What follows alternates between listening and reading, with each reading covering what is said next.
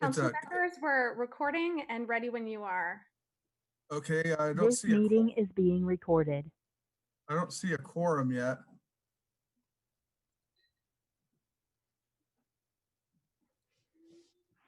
Barry, I'm here, but I think we're forced to see. Just trying to work out how to just focus on the speakers. Oh yeah. Get rid of that thing in the middle, and that helps. I don't see you, Mr. Brown. Here. Oh, I see two council members coming. There's Councilmember Kirschner.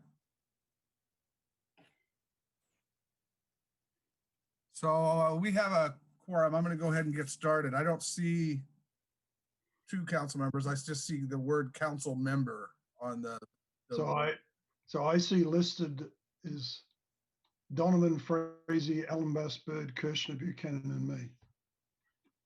Okay, you must be the two that I can't see your name.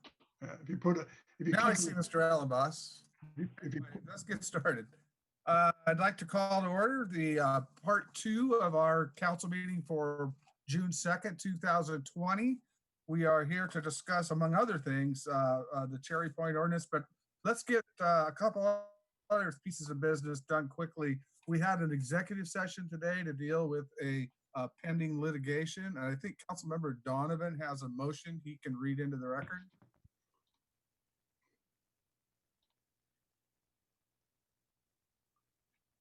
After I unmute and then toggle back to. Do we need roll call? Yeah, probably. So we don't have to do it again? Yep.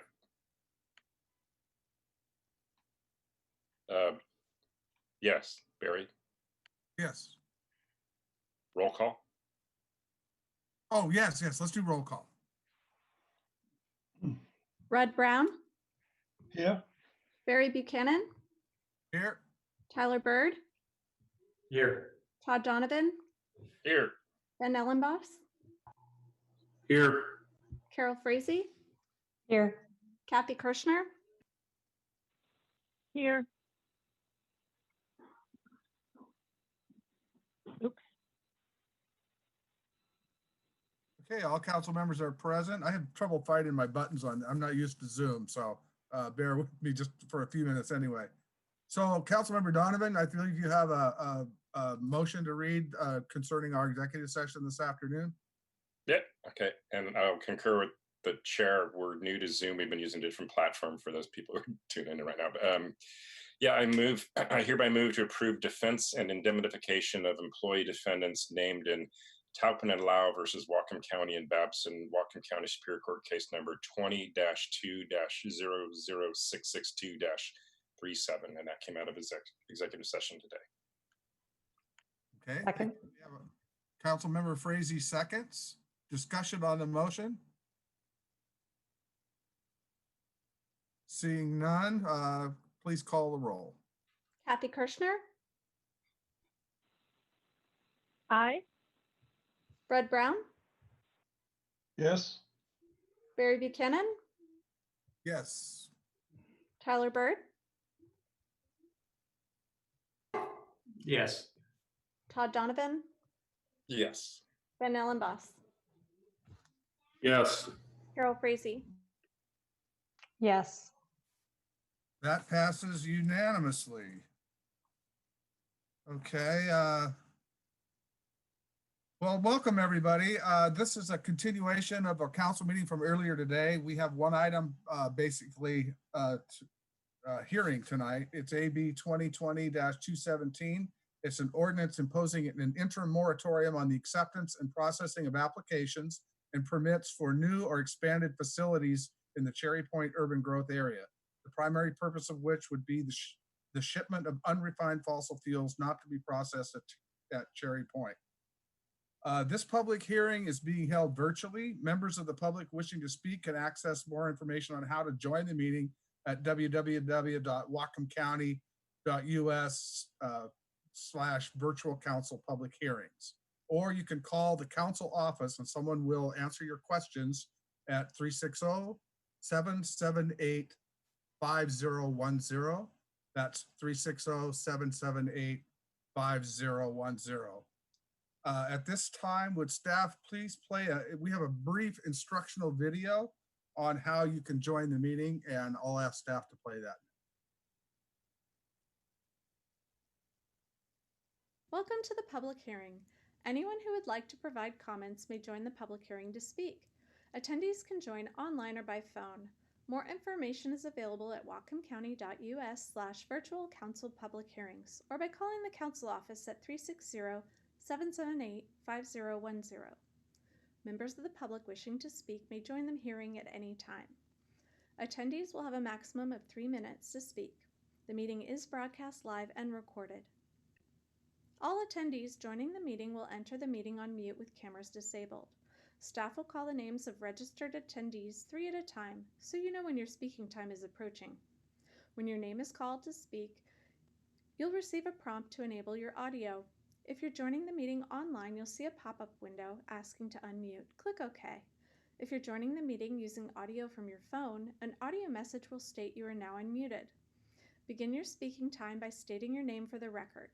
If you're joining online, say if you want to share your camera, and staff will send you a pop-up window request to share your camera. Click OK. A timer will be viewable to show your speaking time. When your 3-minute speaking time is ended, staff will announce your time is up. After all registered attendees have been called to speak, staff will ask if anyone else would like to speak to please virtually raise your hand. To virtually raise your hand online, click the hand icon in the lower area of your screen. To raise your hand by phone, dial *9 on your keypad. Staff will see your raised hand and call on you based on the name you provided online or the last 3 digits of the phone number from which you are calling. If you did not register and know now that you'd like to speak, please raise your hand and staff will call on you later during the meeting. You may raise your hand at any time during the hearing to enter the queue to speak. If you need assistance joining the meeting, please contact the council office before or during the meeting by email or by phone. Thanks for joining the meeting. Thank you for that information. We are going to actually play this every hour, depending on how long this goes, just so people that maybe joined late will be able to have that information as well. So we'll play this again at 7 p.m. I'll instruct staff to run it. So council staff is going to take care of reading the names instead of myself because they are the ones that have collect the registration. So rather than have it be confusing and have 2 lists, they're going to read the names for people to testify. So council staff, I would like to open, first of all, I'd like to open the public hearing. Before we do that, I don't think we have a staff report on this, but just to, if anybody on staff is available and wants to give any kind of a report.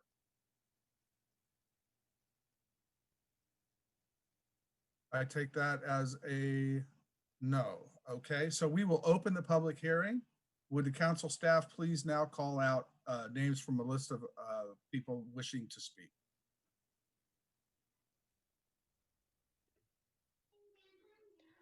Good evening. Our first 3 speakers are Trevor Smith, Edward Uri, and Judith Akins. And we'll start, we have a timer on the screen, and we'll start with Trevor Smith.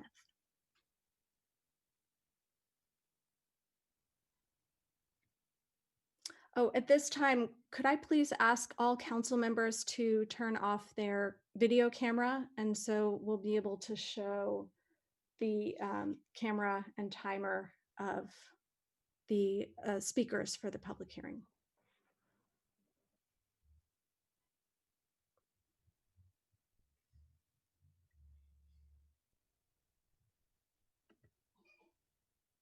Okay, our first speaker is Trevor Smith. Okay, can you hear me? Yes, we can hear you. Okay. Good evening, council. My name is Trevor Smith. I live at 705 North State Street, Bellingham, Washington. I come before you tonight to testify regarding the proposed 9th extension of the Cherry Point moratorium. We at Labor's Local 292 represent 1,400 working men and women, many of which are your constituents and work out at the Cherry Point refineries. We, along with our brothers and sisters in the building and construction trades, have testified consistently many, many times on this continuing issue.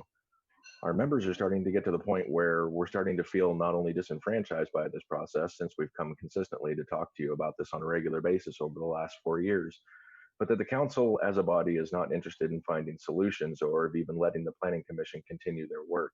Instead, it seems that we're more concerned with optics of letting the moratorium expire without having achieved a very stated goal. The unfortunate situation at the Alcoa and Talco aluminum works is a prime example of what will happen if the jobs, which have a very significant impact on our community, are not replaced with similar living wage jobs and are instead pushed out as inconvenient. 700 of our neighbors, friends, brothers, sisters, mothers, and fathers are going to be displaced with no alternative of earning a living wage career in Whatcom County. We realize that this is not related to the Cherry Point moratorium specifically, but it is an example of what will happen if those jobs and all of the Cherry Point industries that they create are lost without a just transition to another industry with comparable wages and benefits, which would have to be in place before the other industries are lost. Especially in these historically challenging times, we are looking for solutions and alternatives that do not leave working families behind.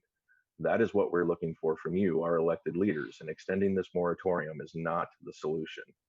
I do want to be clear, we at Labor's Local 292 do support the clarifying language that Councilman Brown has proposed to this 9th extension of the moratorium, which makes it publicly clear that the moratorium does not include biodiesel or alternative low carbon fuel production or transportation, including the raw materials to manufacture those same alternatives here at Cherry Point. So we are asking you to please do not pass this 9th interim temporary moratorium. Thank you for allowing me the time to speak. Thank you. Our next speaker is Edward Uri, and could you please let us know if you'd like to share your webcam as well? Edward Uri.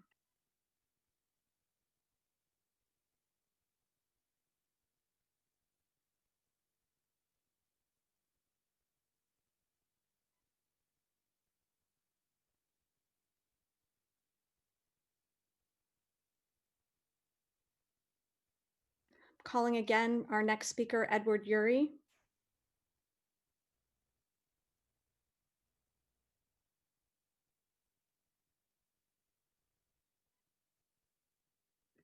Okay, we'll go to the next speakers are Judith Akins, Dina Jensen, and Karen Russell. So Judith Akins, you're up.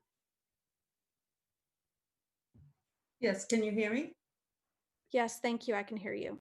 Thank you. Good evening, council members. This is Judith Akins. I live at 2174 East Birch Street in Bellingham, and I'm chairperson of the Mount Baker Group Sierra Club in Whatcom, Skagit, and San Juan counties. The COVID crisis has caused disruption to the very core of our society. We have all struggled with the changes being made in our daily lives. We are saddened by the loss of life, homes, and jobs that people have had to bear. At this point, as a community, we had expected that the Planning Commission would have finished their review of the amendments to the Whatcom County Code and related to fossil fuels and renewable fuel facilities at Cherry Point area. And the council would have reviewed and passed such amendments.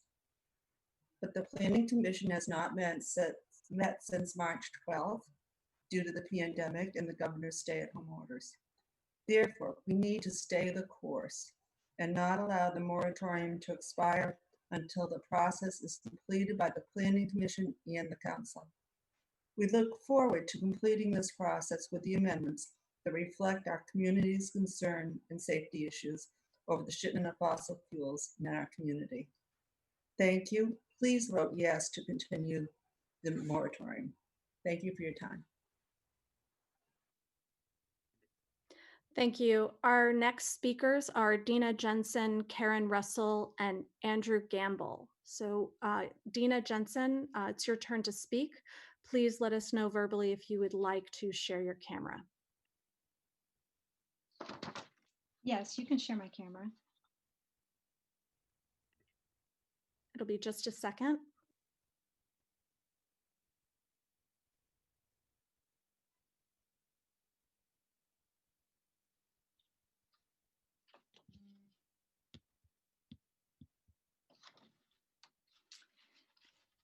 Good evening, council members. This is Dina Jensen, Birch Bay. I want to acknowledge that I am giving my comment on land that is the traditional territory of the Lummi and Nooksack peoples. May we nurture our relationship with our Coast Salish neighbors and the shared responsibilities to their homelands where we all reside today. I'm speaking in support of the interim moratorium on permits and applications for new or expanded facilities for unrefined fossil fuel exports out of Cherry Point. Tonight, I wanted to voice my appreciation for all of the people, some for the first time, and many who have sent in their comments and appeared at these hearings for years now, seeking to keep a pathway clear for permanent regulations to protect Gwich'in Cherry Point, providing safeguards against potential weaknesses in existing regulations. We are ready for those permanent regulations to be approved. I know that people of a multitude of backgrounds have come to support this moratorium, and I thank all of you who have. Also, I've been proud to get to know over the last 4 years and more, people who are not just active for a day every 6 months in speaking out for the health and safety of our family, friends, neighbors, land, air, waters, and life forms. For some of these folks, it is an everyday occupation. For others, it is part of their community service and volunteerism. For others, it is simply a way of life, which for some goes back to time immemorial. And so it is from these backgrounds, in addition to many others, that we do appeal to you to remain steadfast in your dedication as well, to making sure that Lummi Nation does not have to fight alone for the well-being of their historical lands and treaty rights, or that the lives of critical species within the Cherry Point Aquatic Reserve that sustain life in the Salish Sea beyond are not overlooked in our human pursuit of progress. We need a drastic reduction in noisy vessel traffic and dangerous fuel transport through critical waters. We need a drastic reduction in fossil fuel consumption, extraction, transport, and processing. This moratorium is a small temporary step that helps us and the energy companies that share this beautiful territory with us to get ready for a permanent and urgently needed transition to a means of thriving that does not only take resources away from the planet, but brings resources to it. Thank you. Thank you. Our next speaker is Karen Russell. Please let us know if you'd like to share your camera. Yes, please do. Thank you.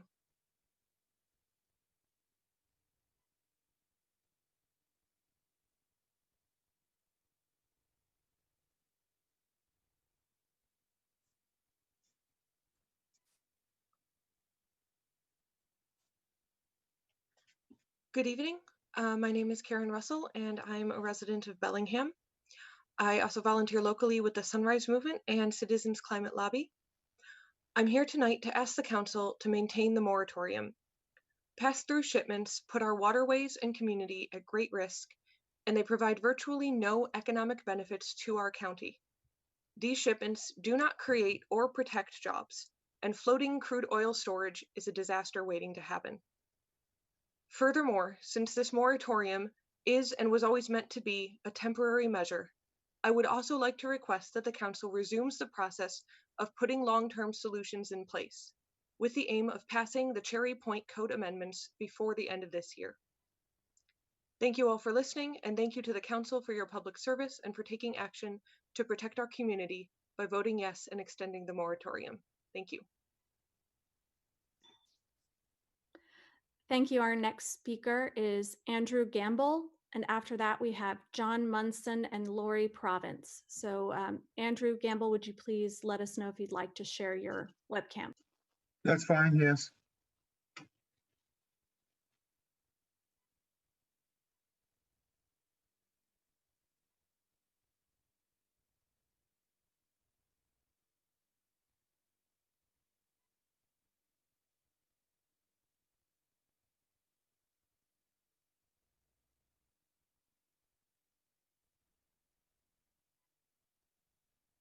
Can you hear me? Yes, thank you. Excellent. Good evening. My name is Andrew Gamble. I'm a 16-year resident of Whatcom County. 14 of those years I've been employed at Cherry Point, and I vote in District 5.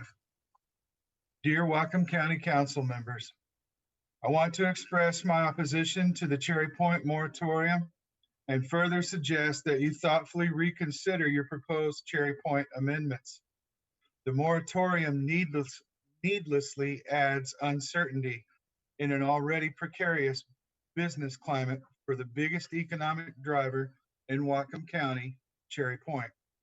Additionally, the dramatic changes within the council's Cherry Point amendments are cause for great concern as we also find ourselves in the midst of an unprecedented pandemic, which is and will have dramatic and still unknown impacts on Whatcom County's economy. Residents of Whatcom County rely on you to create opportunities and success for our economy. However, your proposed regulatory changes to the Cherry Point will have the opposite effect. The industries at Cherry Point have provided your constituents with family wage jobs and have indirectly supported countless others, while also contributing hundreds of millions of dollars in taxes to our local economy. We simply cannot afford to lose these industries because of your short-sighted changes. Cherry Point Industries supports the livelihood of hundreds of Whatcom County families, including mine. Our children rely on the tax revenue for their education. The community relies on the taxes for its public safety and infrastructure improvements. Instead, the council needs to focus its efforts to help employers recover from the economic damage caused by this pandemic. Thousands of jobs and hundreds of millions in tax revenues at stake. The Whatcom County Planning Commission has made many recommendations that should be seriously considered before taking any further action on the Cherry Point amendments. I also urge you to work with industry and business leaders to ensure that any regulatory action is actually for the benefit of our business community and overall county residents. With all the uncertainty we face today, let's not create more uncertainty. Thank you. Thank you. Our next speaker is John Munson, and after that, we'll have Lori Province and Alex Rammel. John Munson, would you please let us know if you'd like to share your camera?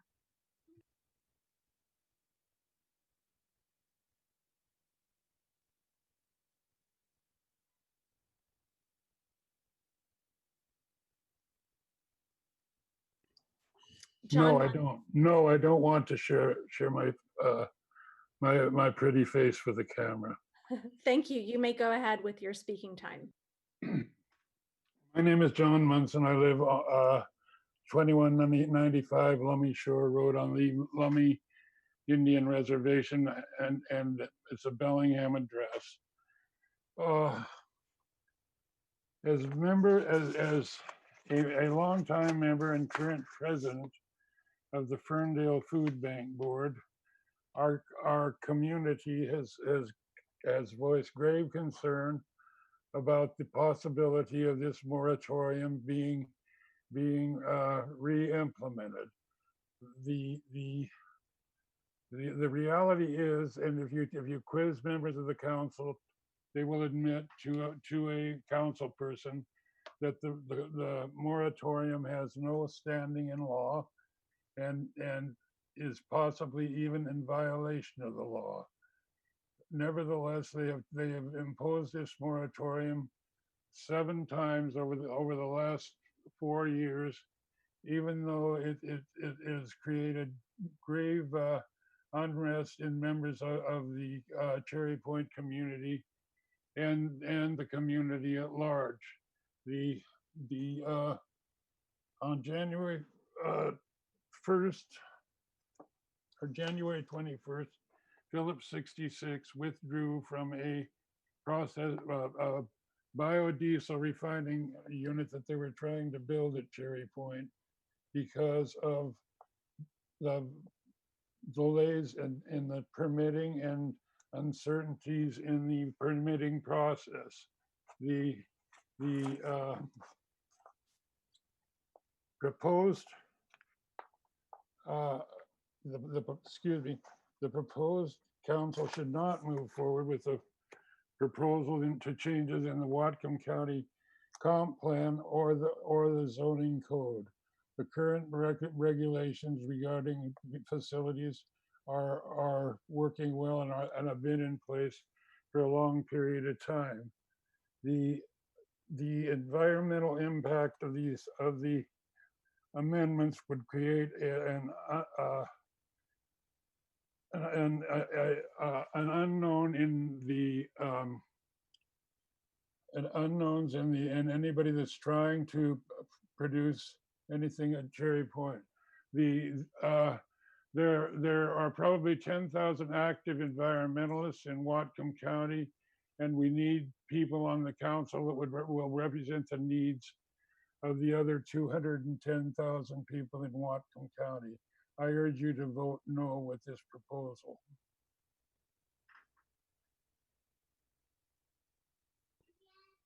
Thank you. Our next speaker is Lori Province and then Alex Rammel. Lori Province, would you please let us know if you'd like to share your camera?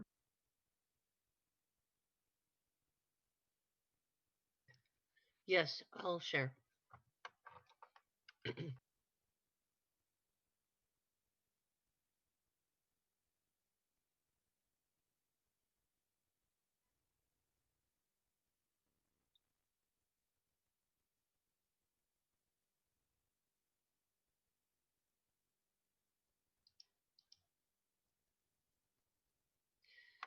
Good evening, council members. I hope I'm being heard. Yes? Yes, I can hear you. Thank you. Okay, thank you. Good evening, council members. My name is Lori Province. I live at 2501 West Street, Bellingham, Washington. I am speaking to you tonight. I have written to several of you and written to all of you again today. And this is a follow-up in support of letting the moratorium lapse as it currently exists. The ninth temporary moratorium, it's not a good number. It's not a good business for Whatcom County's ability to provide certainty to continually reimpose a temporary interim moratorium. The surety to the employers and the citizens who work in the industrial area is not clear when this consistently goes on. Due to the current global crisis and the Intelco closure, heavy industry is currently looking at several major structural changes that will need to be made in environment and regulatory certainty. And the tenants at Cherry Point have their own cost center and profit centers to answer to. They're going to need to make substantial adjustments here and globally to answer to the pandemic, shareholders, and our communities where they manufacture. There's a lengthy planning commission process that's not concluded. One of the key takeaways of good, transparent government is that committees complete their work and present it for consideration. We urge you to allow that to continue. Also, there are additional modifications being proposed to this moratorium, which as a practical matter is still taking on the moratorium without the completed input of the Planning Commission. So I am asking you that in a county that's just lost 800 primary industrial jobs, we don't even know yet what the total fallout for vendors, suppliers, etc. is for secondary jobs, that this is a good time to pause. Let the Planning Commission do their work. Let the interim temporary moratorium expire. Take up the matter in the most transparent way possible upon receipt of the recommendations of the Planning Commission. The restructuring that has been caused by the pandemic and the global oil and primary metal manufacturing markets is by no means played out, and there will be plenty of time to review whether or not the structural changes are sufficient to our community. The decision you make impacts our taxes, our tax base, and all of working Whatcom County. I urge you to allow the moratorium to expire, and I thank you. Thank you. Our next speaker is Alex Rammel. And then I'd like to call for a second time Edward Uri. And then after that will be Clara Jean Carmine. So at this time, Alex Rammel, please let us know if you'd like to share your camera. And if so, you'll get a pop-up window to click OK. Yes, please.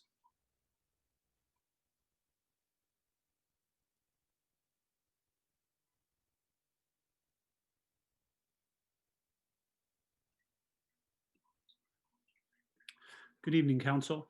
My name is Alex Rammel, and I'm here today in my capacity as a climate policy advisor for the organization Stand.Earth, based here in Bellingham. The moratorium has created important space for valuable planning and community discussion about our industrial future here in Whatcom County. And I'm asking you to continue the moratorium and protect that space. We've had a lot of hearings and a lot of discussions over these last 4 years. And there is growing consensus that has come from having those conversations. As so often happens when you sit down and talk with folks, we find a lot of common ground. I haven't heard anybody in the last year advocate for building a fourth pier at Cherry Point. I think there's growing consensus. I haven't heard anybody advocate for a new fossil fuel refinery at Cherry Point. There's, I think, large agreement that renewable fuel refining would be a valuable addition to our community. And there's large agreement that it's important that that be truly renewable. I think that's why Councilmember Brown's addition to the moratorium is appropriate. I haven't heard anybody advocate for shipping fossil fuels that are produced somewhere else, brought here by pipeline or by train, and then loaded onto ships and sent to a third location. I haven't heard anybody advocate for that as a smart economic strategy for our community. I think most of us agree that the existing fossil fuel facilities need to be able to do basic maintenance and safety improvements. And I think most people agree that if those facilities want to be able to expand in our community, they need to be held to high environmental and safety standards. Most of the remaining disagreement that's happening in front of the Planning Commission and in our community is about how high those standards should be. And I don't want to sweep those disagreements under the rug, but relative to where we started 4 years ago, there is a lot that has been, that we've all come to agree on. There's a lot of important work that's been done, and I'm asking you to continue the moratorium. Please don't remove these protections until that process is finished. Thanks for your time, and thank you for facilitating this conversation in this unusual setting. Thank you. Our next speaker I'll be calling for a second time is Edward Uri. If you would like to speak, please let us know, and let us know if you'd like to share your webcam. Thank you. Thank you. Can you hear me now? Yes, we can hear you. Thank you. You can share my camera. Wait just a moment while IT shares your camera, and you can click OK on the pop-up box.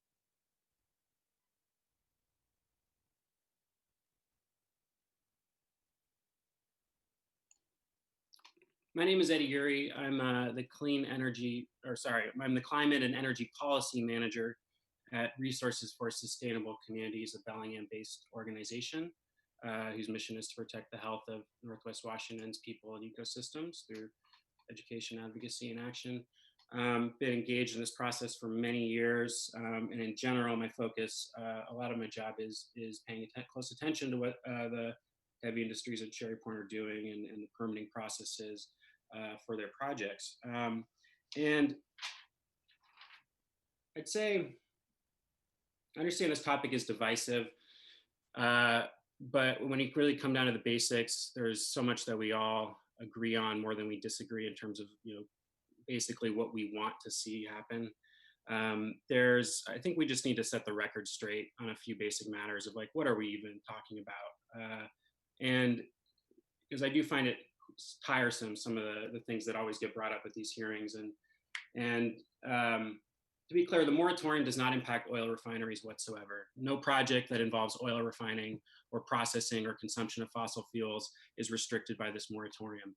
And in fact, numerous refinery expansions have happened in the last several years, nearly 4 years that it's been in place. There's been growth at BP and the other industries. There's been expansion of propane export unrefined by Petrogas, who has a whole other series of projects that's underway right now that wasn't blocked by the moratorium. Incidentally, they have created, I think, about 4 permanent jobs through that expansion, and they've sued the county to pay less in taxes and cost, I think, upwards of $100,000 in legal fees to defend against those claims. What all it goes to show is that unrefined fossil fuel transshipment brings very few benefits, if any, locally. It's not value-added processing. There's no tax benefit, except property taxes we collect. And all the more at this moment, when we're in a time of heightened risk and uncertainty, where there's a surplus supply of crude oil that has nowhere to go. Where right now out in Sandwich Bay, there's an oil tanker sitting and waiting, holding a full load for the next couple months, perhaps, we don't know. There's no reason for us now to lift the moratorium, to roll back what little protections we do have in place, to open up the gates for more transshipment of crude coming in by rail, loaded onto ships, and then just floated out in the Salish Sea, not even for our consumption or use or processing. That's what this is about. And yes, we do hope this is the last time that this temporary measure is extended. It was never intended to go on this long. And at this point, it's routine and necessary to continue until we complete the process the council set out to do to ensure greater permitting certainty by reforming the code amendments governing Cherry Point. We hope those can be completed within the year. Thank you for your time and service to communities.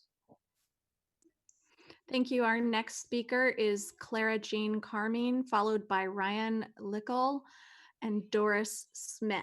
So Clara Jean Carmine, if you could join and let us know if you'd like to share your webcam. Sharing is fine. It'll be just a second.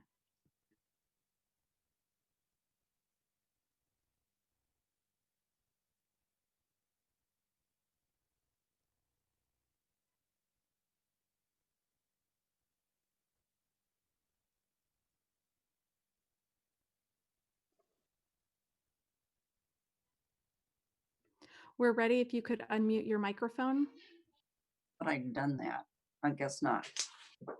Okay. I want to thank you once again for all the work you've done on these amendments to the county code. When I moved here in 1964, this place was a paradise ecologically, and it still is pretty much. But things have changed and not for the better.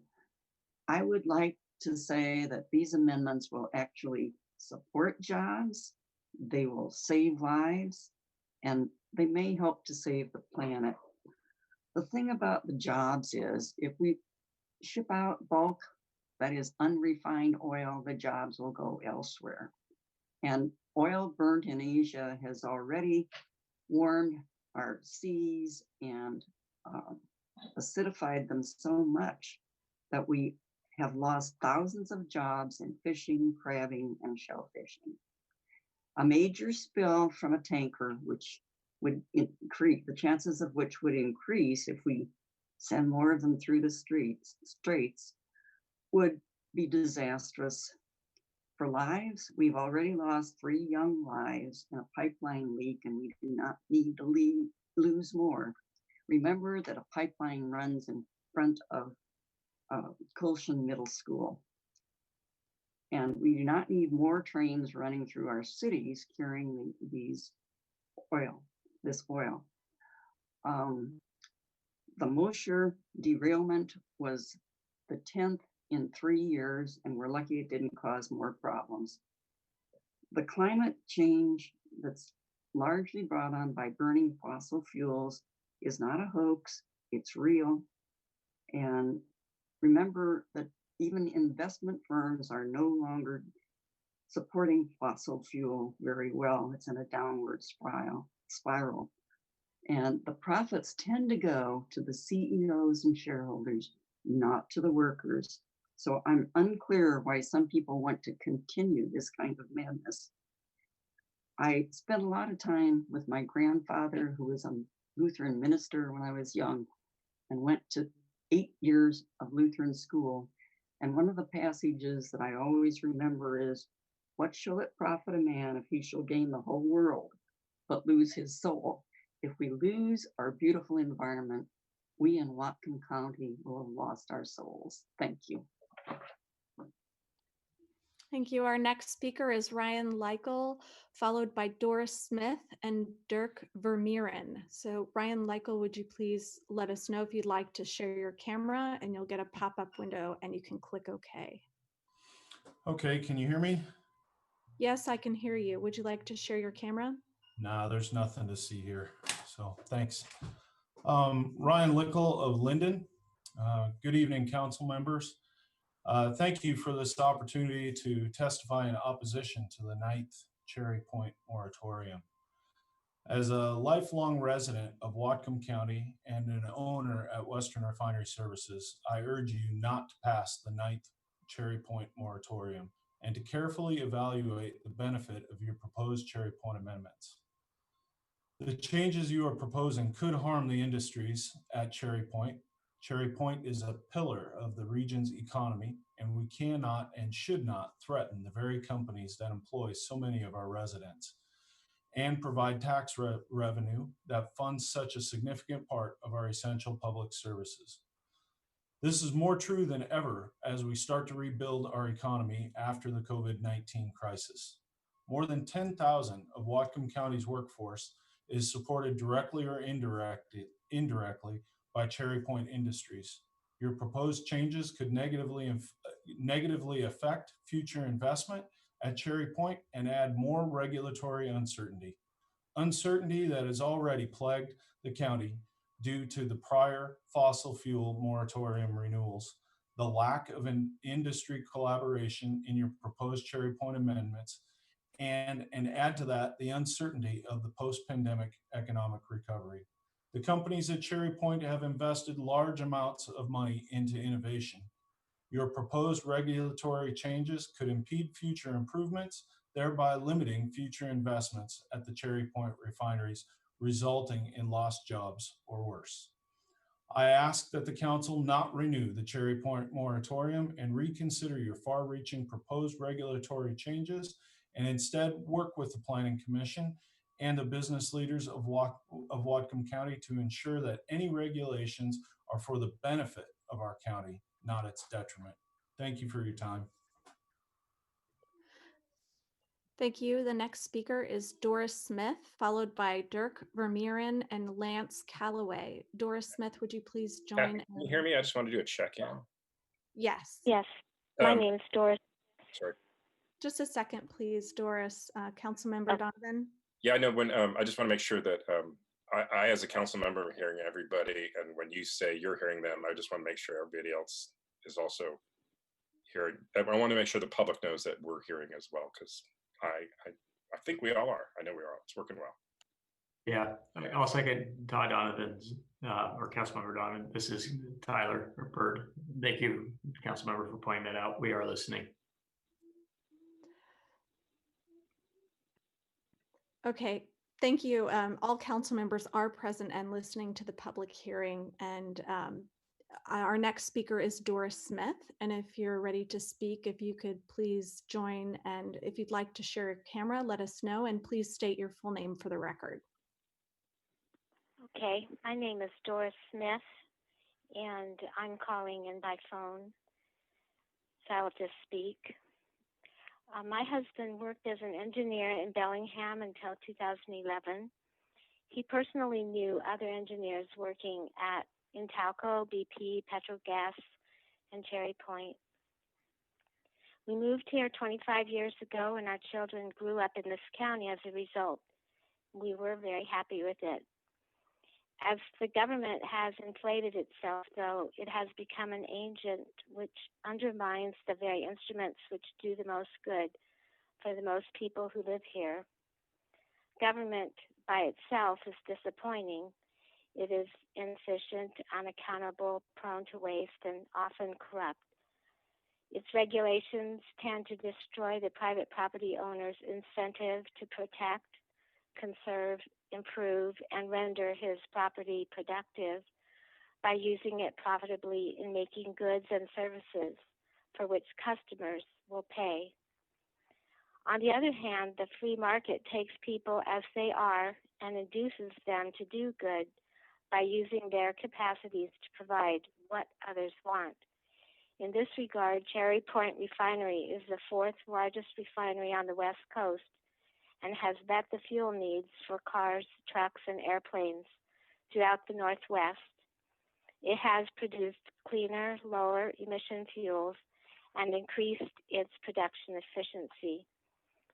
and it has invested tens of millions of dollars to lower greenhouse gas emissions and improve stormwater and wetlands resources. I really appreciate this refinery and its related companies being here. They bring a lot of jobs to our area and help our lives thrive through activity. The brightest and best of the young people going to college come to be the engineers, scientists, draftsmen, and field workers at refineries like these. We need them in our area, and we need to encourage them that they will have a way to support their families if they work hard, as was the case with my husband. The council's continuation of its moratorium upon Cherry Point Refinery will hamper any efforts which the refinery had in mind to transition to cleaner fuels and greater efficiency, while at the same time destroying the refinery's hope of remaining an employer and producer in Washington state. For those who remain behind in our depressed Whatcom County of the future due to closures on the horizon because of the moratorium, those remaining residents' energy needs will be supplied by fuel which is imported from longer distances and processed by less efficient producers than at Cherry Point, which is currently right here in our backyard. I feel this is a hypocritical stance to take, seeing as many council members claim they are concerned about the welfare of the people, as well as the environment of the Pacific Northwest. Thank you.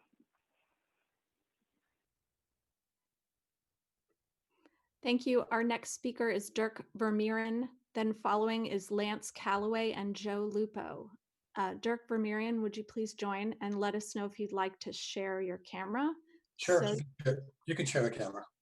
great. You can click OK in your pop-up window, and then please, when you're ready to begin, state your full name for the record.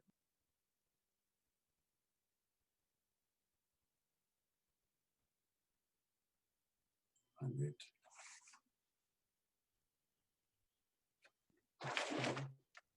We're ready when you are. Okay. Hey, my name is Dirk Vermeeren. Good evening, council members. I'm a resident of Whatcom County in Bellingham, specifically. Today, we ask you to maintain a moratorium and pass Cherry Point code amendments this year. Please continue the path toward writing responsible local regulations, thereby representing our local community, not just distant corporate shareholders and financial investors. I have testified before this council over the last 4 years as a local community stakeholder, but also as a retired oil industry professional. While I have been pro-business for my 30 years working for Chevron and lastly for Aramco, I believe ethical companies have a responsibility to their communities, not just to corporate shareholders. Some of you may argue that implementing rules and regulations stifles business growth. From my industry experience as an environmental engineer, I would suggest the reason our county has maintained a positive quality of life is because of the operating rules imposed on our local industry. Compliance is not free and thereby not inherently done voluntarily by the industry. Over the last 3 years, we've seen the federal government eliminating laws that were based on scientific findings and also stop enforcing existing rules and regulations under the guise of encouraging market growth, thereby forcing local communities to suffer degradation of their local environment. We at the local level have a fiduciary responsibility to implement amendments to our regulations that will continue the overall quality of life that we have today, not just short-term monetary gratification. This includes requiring all businesses engaged in production of potential pollutants to carry adequate environmental impairment liability insurance for remediation when we experience a predicted Cascadia rising earthquake. As a taxpayer, I do not want to provide a corporate bailout to any industry as they declare bankruptcy and walk away with their profits. Thank you very much for allowing me to view our voice.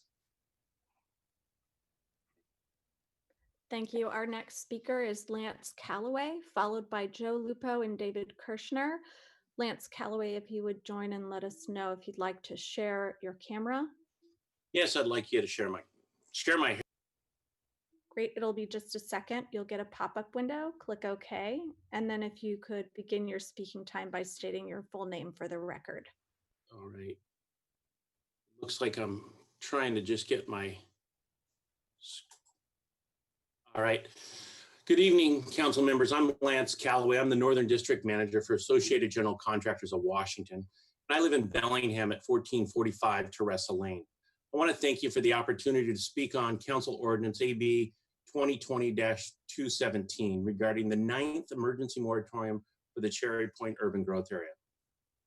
I ask council to not extend the Cherry Point moratorium. More than 10,000 people look to Cherry Point businesses to support their families with good paying jobs and benefits. These companies based in Cherry Point pay nearly $200 million in taxes each year and substantially funding our most important public services. The employees of these companies provide thousands of volunteer hours and more than $1 million annually supporting local not-for-profits. Whatcom County has a significant number of contractors and other companies who directly and indirectly depend upon the Cherry Point businesses to be able to provide their employees a great livelihood. There are approximately 750 construction workers who call Cherry Point refineries their permanent office with long-term maintenance contracts, enabling them to earn a great living wage. During turnarounds, there may be as many as an additional 3,000 to 3,500 construction workers who work 2 to 3 months on major projects, with many workers residing here in Whatcom County. We must work together across the political and ideological spectrum to help our economy evolve to a future embracing green industries. We cannot, however, afford to lose sight of the role that has been played by these companies currently located at Cherry Point.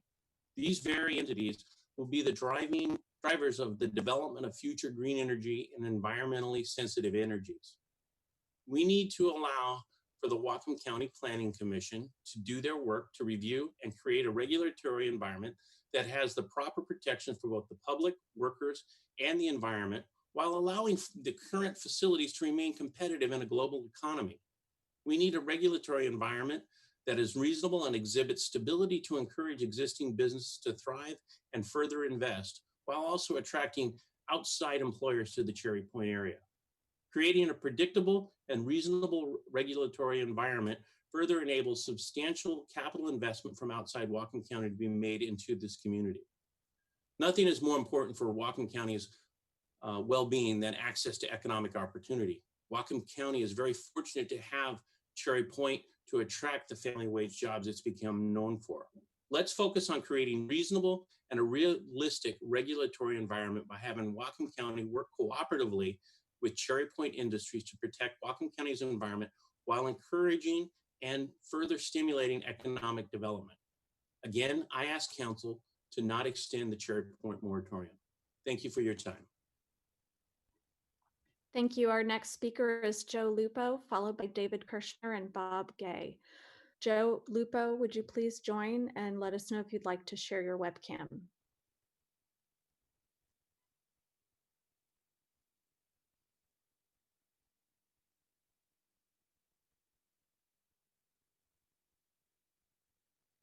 Calling Joe Lupo. It's your speaking time. Okay, I'll go on to David Kirshner. David Kirshner.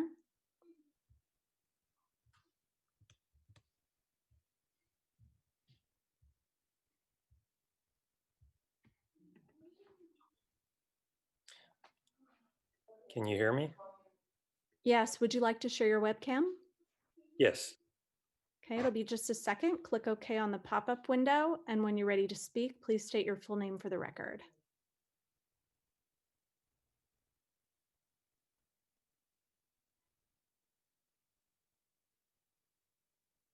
Go ahead and unmute your microphone and state your full name for the record, please. Thank you. My name is David Kirshner, and I'm a resident and property owner on Lummi Island. Thank you for the opportunity to speak this evening from the comfort of my own home. I don't want to take too much of your time this evening, but I do want to urge you to extend the moratorium until comp plan amendments are in place. For those of you who don't know me, I used to be involved in the commercial salmon fishing industry. I have many friends who still participate in commercial salmon fishing, and we are concerned about the risk of oil spills from increased tanker traffic in the Sailor Sea. As you all probably know, Washington State, the Washington State salmon fishing industry supports many thousands of jobs still, many less than it used to.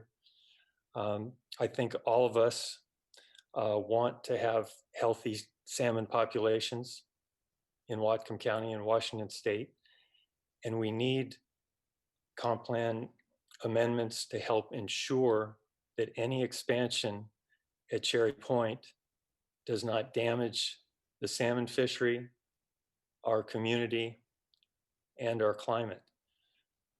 For example, if refinery operations are expanded at Cherry Point, the proposed requirement to offset greenhouse gas emissions is reasonable and necessary. The Planning Commission has made progress in reviewing the proposed amendments, and they need time to finish their work. I urge you to extend the interim moratorium until strong safeguards for our community and our environment are in place. We owe it to future generations to get it done. Thank you for your time and for your service to this community. Thank you. Thank you. Our next speaker is Bob Gay, followed by Hugh Beatty and Irina Lambro. Would Bob Gay please join and let us know if you'd like to share your webcam?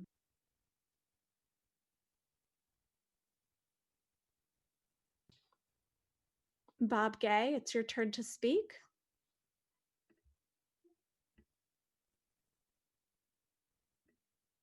We'll move on to Hugh Beatty.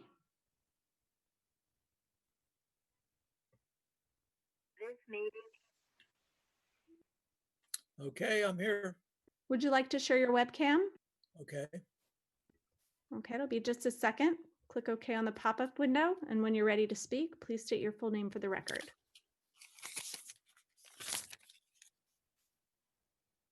Where's this pop-up window at?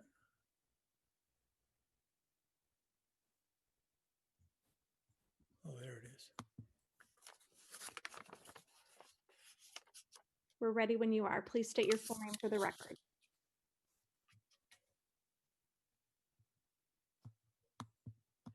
My name is Hugh Beatty. I'm in support of maintaining the moratorium. I would have thought the job would have been done by now. Maybe the Planning Commission has been dragging their feet too long. I don't know. But we want to get it done, and I want to be able to consider all these new regulations. I don't want any more transshipment of fossil fuels, new fossil fuels. I want to protect the aquatic reserve out there. And I want to make sure that we don't wind up with a bunch of stranded assets from these refineries. If we had done a little planning in the past on Talco, maybe people would have something to fall back on out there, but they're just going to dump it, it looks like. So anyway, that's all I have to say. Keep the moratorium on, get the regulations written. If you need to hire some more planners to get it done, get it done. Thank you. Thank you. Our next speaker is Irina Lambro. And after that, we'll go back to Joe Lupo and Bob Gay. Irina, could you join and let us know if you'd like to share your webcam? Yeah, sure. You can share my camera. It'll be just a second. You'll get a pop-up window. Click OK. When you're ready to speak, please state your full name for the record. Okay, hi. Good evening, Council. My name is Irina Lambrew. I live in Bellingham. I wear many hats in this community. I teach several courses at Whatcom Community College, one of which is sustainability. I serve my community as a board member for our neighborhood association.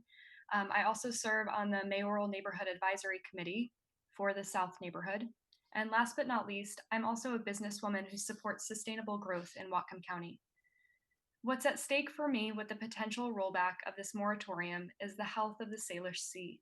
The Salish Sea is an incredibly diverse ecosystem. Not only do I value this research source that is home to an array of sea creatures, but I also respect the tribal affiliations of the Salish Sea on whose land we reside. The Lummi, the Nooksack, the Samish, and the Semiahmoo peoples of the greater Coast Salish family. The city of Bellingham and Whatcom County have worked tirelessly to clean up our beautiful home. Just a few examples come to mind: salmon habitat restoration, Whatcom Creek restoration, Paddon Creek daylighting project, and more recently, the Nooksack Dam removal. Why would we put so many tax dollars into these watershed projects and then turn around and risk our most precious and abundant habitat, the ocean? Home to the orcas, the giant octopus, our playground for kayaking and cool dips in the summer. I've lived in Santa Barbara, California. The oil spills of 1969 were never cleaned up completely. You'd leave the beach with tar on your feet and animals suffered. We have a chance to do better. Floating crude oil storage jeopardizes the Salish Sea. One spill is one spill too many. I'm asking the County Council to vote yes on extending the moratorium. I'm asking this of the County Council because Northwest Washington has more than our fair share of risk already. We can't afford more. Let's vote to protect our beautiful environment. Let's create ecological foundations built to last for future generations to come. Thank you, council members, for listening, taking action, and voting yes on extending the moratorium indefinitely and continuing to take a stand for those who do not have a voice in our community. Thank you. Our next speaker is Joe Lupo.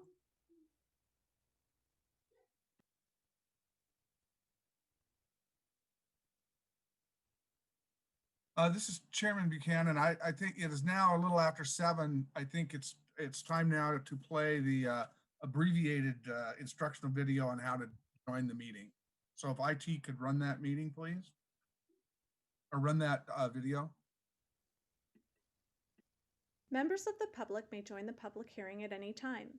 Attendees may join online or by phone. To join online, visit whatcomcounty.us/virtual-council-public-hearings and register. You'll receive an email confirmation of your registration with information on how to join. To join the meeting by phone, call 253-215-8782 and follow the prompts to enter the meeting ID and password.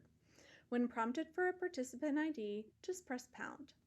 Attendees will have a maximum of 3 minutes to speak.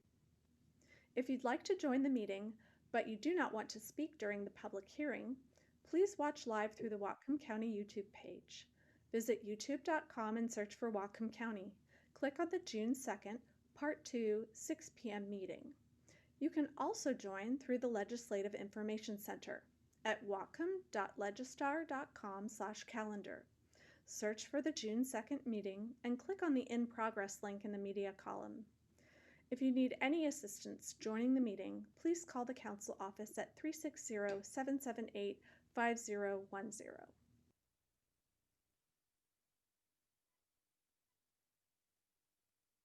Thank you. So our next speaker is Joe Lupo. Joe Lupo, if you'd like to speak and let us know if you'd like to share your camera.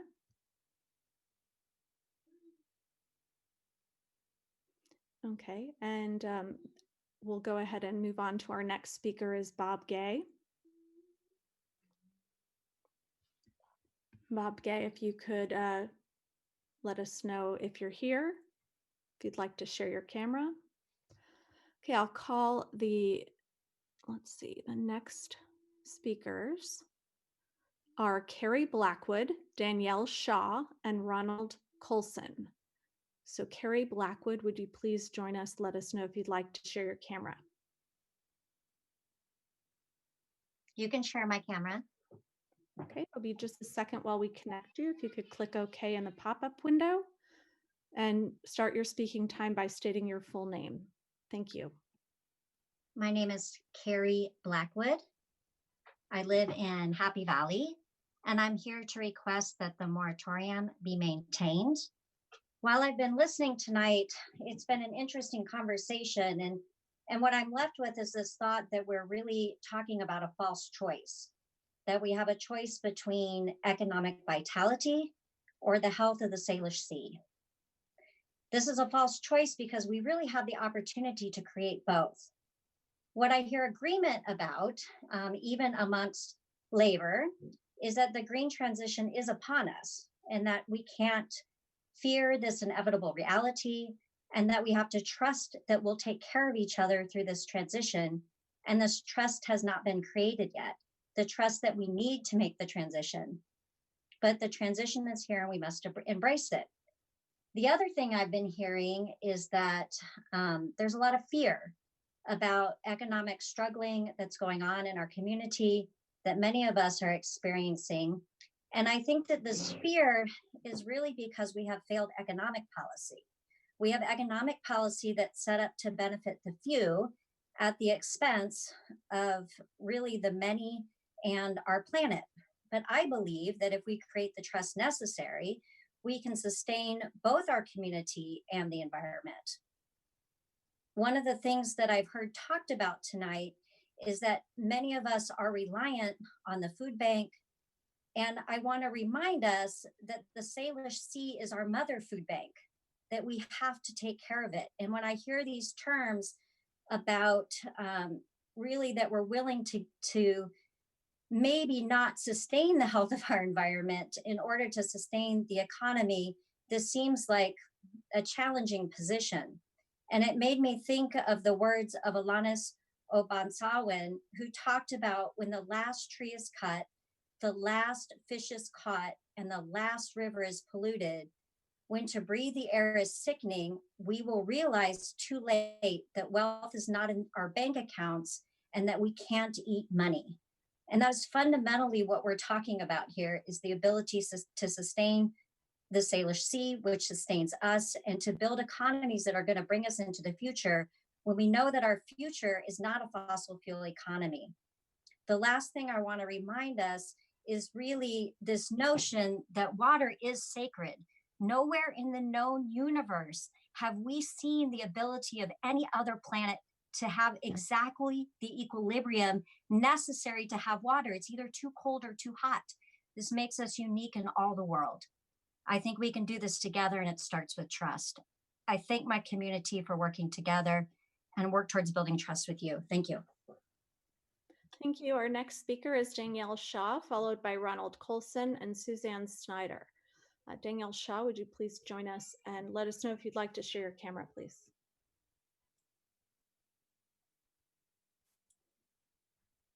Yes, please. Okay, it'll be just a second. If you could click OK in the pop-up window, and when you join us, if you could please state your full name for the record. Yes, my name is Danielle Shaw. I'm a resident of Whatcom County, and I'm also here representing the Washington Environmental Council. I'm here urging you to maintain the Cherry Point moratorium, as well as to move beyond this temporary measure by passing the land use code updates before another 6-month extension of this moratorium is necessary. This is important in order to secure strong protections for our communities, for the Salish Sea, and the climate. Our current health and economic crisis only make this policy more essential. First, as a public health protection. During the course of this pandemic, we have learned how underlying respiratory and cardiovascular conditions increase our community's risk to COVID-19 infection. Second, as a foundational policy to economic recovery in Whatcom County. This is not about local refining. This is not about local jobs or local fuel supply. This is about shipping and storage. And this is the moment we need to transition justly towards a clean energy economy. In the past couple months, we have seen unprecedented volatility in the oil market, and that includes oil prices dropping below zero. As these oil producers have been scrambling to find bulk storage to soak up this oversupply of oil, we have seen surplus oil moving through Cherry Point from trains onto ships for storage. And this unchecked build out of bulk fossil fuels and shipping infrastructure is precisely what the moratorium was attempting to address. Also, right now, the federal government is using this crisis to roll back existing environmental protections. Just this month, the Trump administration moved to overturn Washington's recently established oil volatility requirements that reduce the risk of oil train explosions in our state. We need to maintain this moratorium to protect our community, to protect our air, our water, and to make sure we're building towards a safe economic future. We need our local leaders to hold the line here. You have the unique authority that cannot be replaced by state or federal regulation, that is rooted in the work to protect the health and safety of our community. Thank you so much for your time tonight, and thank you for your attention to this issue. Thank you. Our next speaker is Ronald Colson, followed by Suzanne Snyder and Russ Zialo. Ronald Colson, if you could join us, and please let us know if you'd like to share your camera. Yes, that would be fine. You can share the camera. It'll be just a minute. If you can click OK in the pop-up window. And when you join us, if you could please state your full name for the record. Thank you. All right, I think I already saw it, so I'll start. My name is Ronald Colson. I live in the Geneva neighborhood between Bellingham and Lake Whatcom. And I'd like to ask that the moratorium be continued, but I want to tell you why from a different perspective. I'm an institutional investor. Prior to COVID-19, I might have to fly all over the country to see clients. I might have to drive all over to see clients. I might have to go to meetings in all different kinds of places. But that's not happening now. You know, we have, and I hope that everybody bought Zoom stock because boy, is that off the charts. And so is Amazon. That's way up there because, you know, people are now ordering things online and having it delivered to their door. I'm not saying that we will stop using fossil fuels. On the contrary, we will still need them. But one of the things that we're seeing is that many businesses are now looking at their bottom line and saying, you know, when our lease renews for our commercial property, we're not going to re-up. We're going to just downsize our offices because we're having such success with people coming online for meetings and doing their work, etc. And so what that means is that people don't have to drive to work. They're not going to be burning the fuel. Because I don't have to fly and other people are not having to fly as a result of that. We're not burning the fuel. And that is really not going to come roaring back and everything will be just the same. And why do people want things to be the same? I understand people have ongoing credit card debt. They have 5-year loans for their cars. They have 30-year mortgages. They have what seems like a lifelong debt for their education. And so they want predictability. They want to be able to say, I've got my job, it pays me this amount, I can use that money, I can go out and buy this new truck, and everything will be hunky-dory. But what we need to do is recognize that Whatcom County should not hitch their economic wagon to an industry that is not a growth industry, that is actually going to fade as time goes on. What we should be doing is attracting great businesses to Cherry Point, electronic firms, manufacturers of electric vehicles, wind turbines, all of the kinds of things that are the future economy. And I will point out that the greatest performers since COVID hit have been those things for those of us that are at home. What's been the absolute worst performer? Fossil fuels. So that's not coming back. At any rate, thank you very much. Please extend the moratorium and let's get this wrapped up. Thank you. Thank you. Our next speaker is Suzanne Snyder, followed by Russ Zialo and Jennifer Sebzik. Suzanne Snyder, if you could please join us and let us know if you'd like to share your webcam.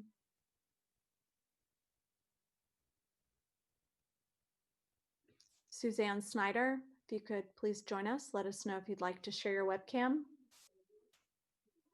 We'll go ahead and move on to Russ Zialo.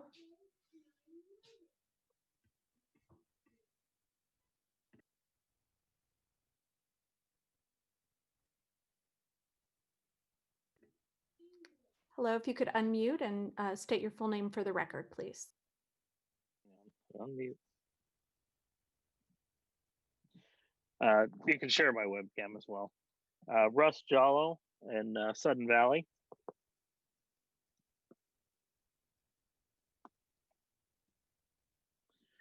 So regardless of what the moratorium does or does not, because there seems to be some mixed messages on that, we are sending a message that we don't want these companies or the jobs in our community.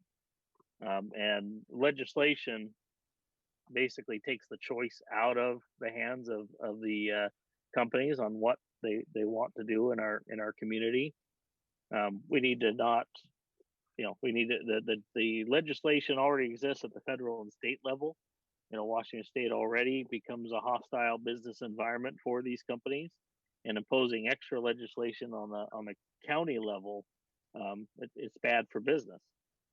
We can protect the environment, honor our tribe, and grow the economy at the same time. We're looking for it's not win all you can, it's you can all win. When companies profit, they hire more people and therefore those profits do get passed on to the workers. A lot of these companies at Cherry Point, they're high skilled, high paid jobs, that if those companies, were to fold up and leave, those families will also probably pack up and follow the jobs. And then we're left with that tax base is gone. And so then the people that are here living in other industries outside of that, then they have to cover that tax deficit. So we cannot allow local standards to hurt our economy. Please vote no on the moratorium. Giving those companies the ability to say, hey, Whatcom County wants us. We'll make sure that that we're in their plans, and then they can approach us as to what they want to do. I urge you to thank you for your time and urge you to vote no. Thank you. Our next speaker is Jennifer Sevcik, followed by Janet Higby Robinson and Warren Shea. Jennifer Sevcik, if you could join us and please let us know if you'd like to share your webcam.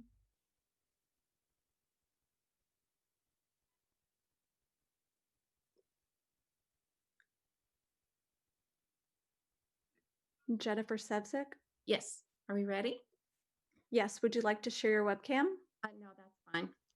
Okay, please go ahead. Okay. Well, my name is Jennifer Sevcik, and tonight is a very somber moment.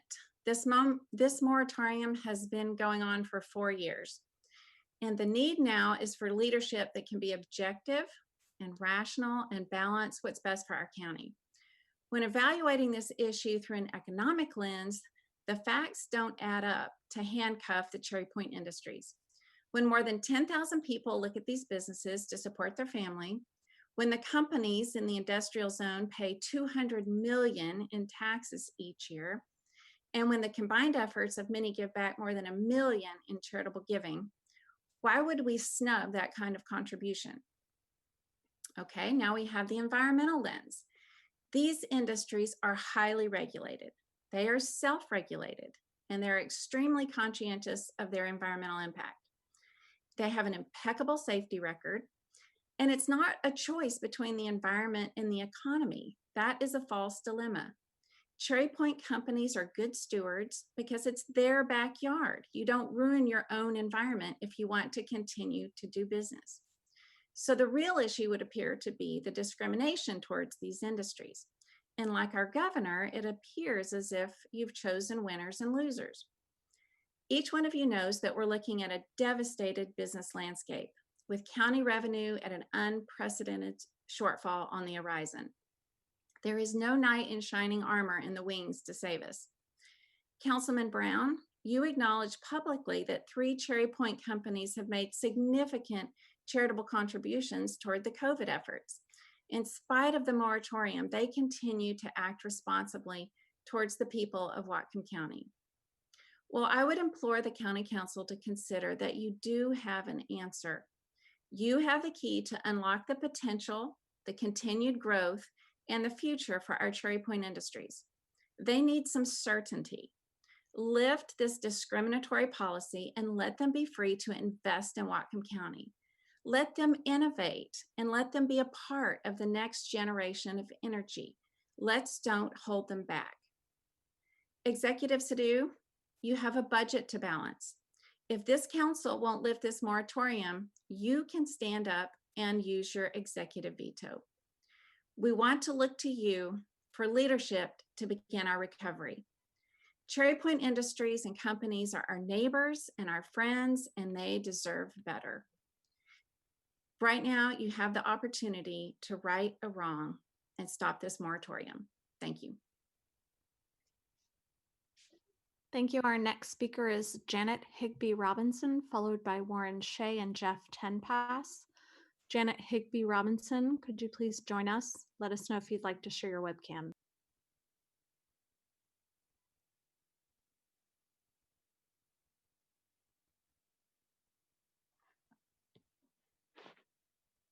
Okay, can you see me?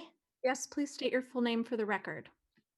I'm Janet Higby Robinson, and I am for strict moratorium and amendments getting done after these 4 years, working on them. It's a kind of a promise to the public, the time you've put in and the people you've listened to, the experts.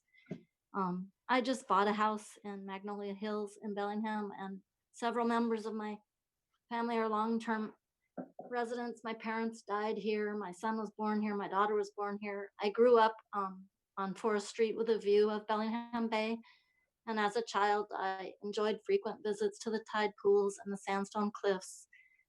I love to encounter sea anemones, crabs, starfish, and kelp. To me, this is Bellingham. And of course, the outlying beaches like Cherry Point. For most of my adult life, I worked as a teacher in Tacoma, and I had a view this time of the Narrows. In Tacoma, the Salish Sea is definitely under assault due to greater industry, a very industrial port, and expansion of petrochemical plants, and the controversial liquefied natural gas plant, which is being built without permits. So the tide pools of Tacoma are nothing compared to Whatcom County tide pools. As a lifelong resident of the Salish Sea, I ask that you vote yes to extend the moratorium and that you complete this year the most stringent amendments that you can to protect the Salish Sea. You're the only people who can. The federal government is not doing so. The voyage to our future cannot continue to pollute this unique inland water. The infamous and local marine biologist Jerry Flora taught me that the Sound is or was once refuge to more marine species than any site except for the Great Barrier Reef. This amazing biodiversity suffers due to excess trains, tanker traffic, runoff, and refineries. The restoration of the port of Bellingham is beautiful. From the impenetrable industrial wasteland of my childhood, this mixed-use area for people, seabirds, native gardens has arisen. Please allow Cherry Point to reflect similar progress and vision and to be a good neighbor to the nearby aquatic reserve. Your amendments must curb dependence upon devastating industries of yesterday. They must recreate Cherry Point for sustainable jobs, as well as herring, chinook, eelgrass, and orcas. The reality that you must keep in mind is that the Earth and her Salish Sea are overwhelmed by human encroachment.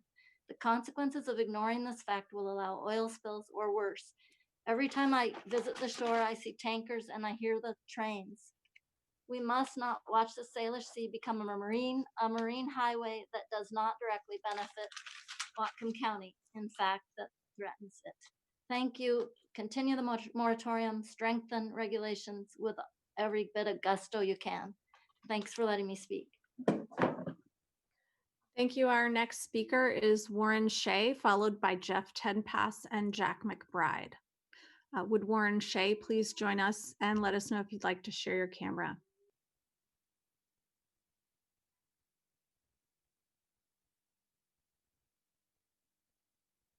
Calling Warren Shea to speak. Please join us and let us know if you'd like to share your camera. Warren Shea. I'll move to our next speaker, Jeff Tenpass.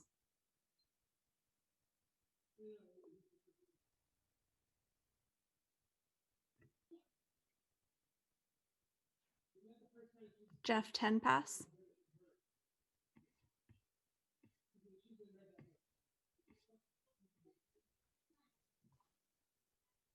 Yes, I'm here. Would you like to share your webcam? Yes, please. Be just a moment. You'll receive a pop-up box. If you could click OK to share your camera. And when you're ready to speak, if you could please state your full name for the record. Thank you. Thank you. My name is Jeff Tenpass, and the person facilitating this, I just give hats off to you running this meeting. Thank you. Again, my name is Jeff Tenpass. I'm a concerned business owner and voting resident of Whatcom County. We employ over 75 people throughout the year that all live in this region of Whatcom and Skagit counties. As I have stated in past written and verbal comments to the County Council, I strongly encourage you to protect and enhance the existing industrial base at Cherry Point. I ask you not to extend the moratorium for the 9th time and do not move forward with proposed changes to the Whatcom Comp Plan and County Code related to Cherry Point. I politely request that you protect people, protect business, and protect the environment. All three were doing okay prior to this temporary moratorium that began in September of 2016. Our local economy is in turmoil and will likely be for some time in the future. I ask that you consider the cash flow for the county and the economic and socioeconomic impact of continuing the anti-business position. There is an immense benefit to the Ferndale and Blaine School District specifically for such a large tax base. By now, through the ongoing dialogue, you are aware of the vast number of nonprofits assisted by Cherry Point Industry and associated businesses like mine. These are the support systems to many in our community, especially in times like these. Limiting growth and expansion at these facilities is foolish. We should be proud of energy manufacturing and the stability that it brings to our nation. This moratorium no doubt influenced the canceling of at least one renewable fuels project. The use of fossil fuels to power modern society gives the average person a standard of living that only the wealthiest could enjoy a few centuries ago. Yes, we are transitioning to renewables, but the critical importance of fossil fuels to our current standard of living in positive correlation to life expectancy, lowering the infant mortality rates, along with many other benefits is clear. I ask you vote no to extend the moratorium and be business, environment, and people friendly. Please stop the damage to energy manufacturing. Whatcom citizens deserve better. Thank you for your time. Thank you. Our next speakers will be Jack McBride, and I'll go back and call again for Suzanne Snyder and Warren Shea. So our next speaker is Jack McBride.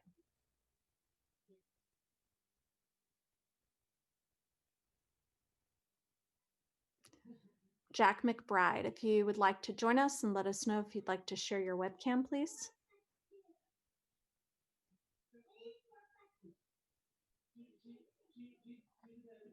I'll call Suzanne Snyder next. Oh, you're there, Jack McBride? I'm here. Thank you. Would you like to share your webcam? Yes. It'll be just a moment. If you could click OK in the pop-up window. And when you join us, if you could please state your name for the record before you speak. Okay. My name is Jack McBride, and I live in Bellingham. Tonight, I want to speak on behalf of an extension of the Cherry Point moratorium.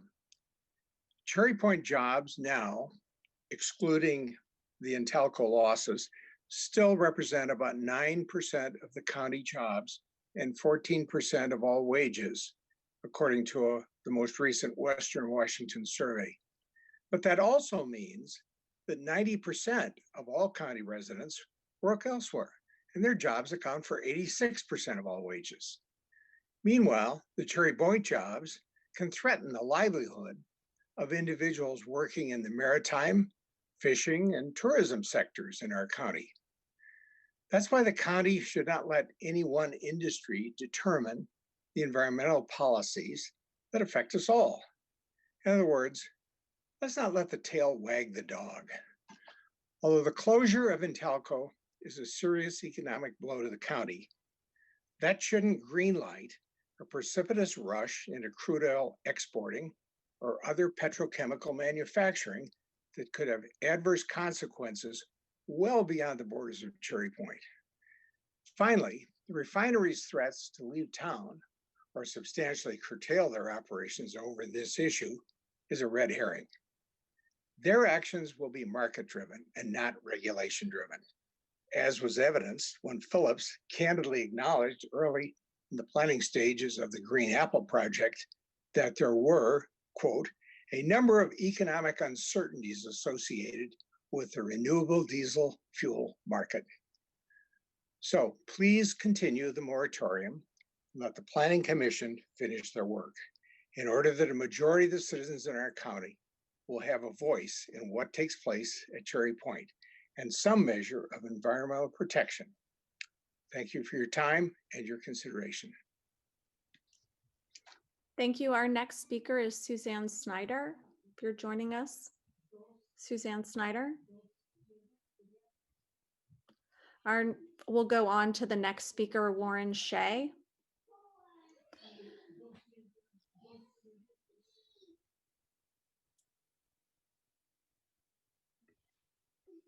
Warren Shea, if you're joining us, could you let us know if you'd like to share your webcam, please?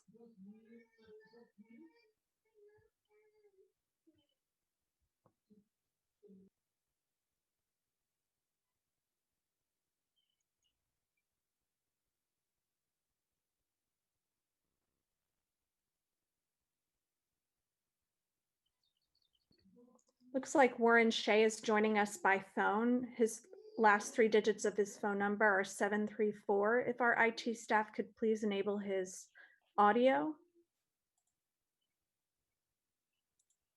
Oh, good. Can you hear? All right. Yes, can you please turn down the volume of whatever you're listening to the meeting on so that it would reduce the echo? And Okay. then How's that? Is that okay? Yes, that's better. Is that okay? Yes. Okay. Okay. Wow, this has not been easy. Good evening, Council. Warren Shea here, resident of Bellingham for almost 30 years. As you well know, the transport of fossil fuels is a dangerous business. I'm here to remind you again of the horrific Olympic pipeline explosion that occurred here on June 10th, 1999, that took the lives of 3 of our young people. And I guarantee you the victims' families continue to grieve their loss to this very day. Some of the specific dangers that Whatcom County faces. Increased shipping of propane and butane disturbs our orca population and the lummi fishing beds. And using floating crude oil storage in our Salish Sea is a disaster waiting to happen. It poses a genuine threat of a calamitous spill. The fact is, there's no safe way to transport fossil fuels, and any measures that restrict their transport is a good thing. And locally, we don't even make any money with the shipment of unrefined fossil fuels through Cherry Point. And yet, these chemical substances pose a significant risk to us.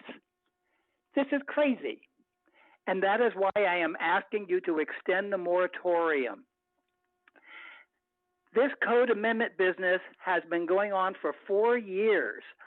I've lost count. I've lost track of how many times I've testified at moratorium hearings. Our citizens have been patient long enough. I am pleading with you to complete the Cherry Point amendment process this year. And as a reminder, lest we forget, which is easy to do during the pandemic and racial tragedies, climate change is still the greatest threat to mankind, and our planet is dying. The widespread use of fossil fuels is the #1 contributor to climate change. We must redouble our efforts and continue our transition to clean energy. The futures of our kids and grandchildren are at stake. Thank you. Thank you. Our next 3 speakers are Charles Bailey, Rick Egerth, and Miguel Perry. If we could start, please, with Charles Bailey. When you join us, if you could let us know if you'd like to share your camera. Yes, I would like to share my camera. Okay, just a second. If you could click OK to the pop-up window, and then when you begin, if you could state your name, please, for the record. Okay, good evening, council members. My name is Charles Bailey, and I'm a resident of Lummi Island. Thank you for the chance to speak this evening. I urge you to extend the moratorium on export of unrefined fossil fuels through Cherry Point. I do appreciate the contributions that Cherry Point companies make to our community through jobs, taxes, and social contributions of many kinds. However, they are not the only center of economic vitality in our county. The fishing and tourism industries are also important for many people and their livelihoods. Accidents do happen in the transshipment business of unrefined fossil fuels, despite the best intentions. Such an accident could easily undermine or even destroy these industries, particularly fishing and tourism. This would be the 9th extension of the moratorium. I want to commend the council on your due diligence in giving the Planning Commission the time they need to recommend amendments to code and the comp plan. Please let them finish the job. And you, the council, please stay the course. After so many hearings and so much effort, don't stop short of getting the tools you need to protect our marine environment. Thank you. Thank you. Our next speaker is Rick Egerth.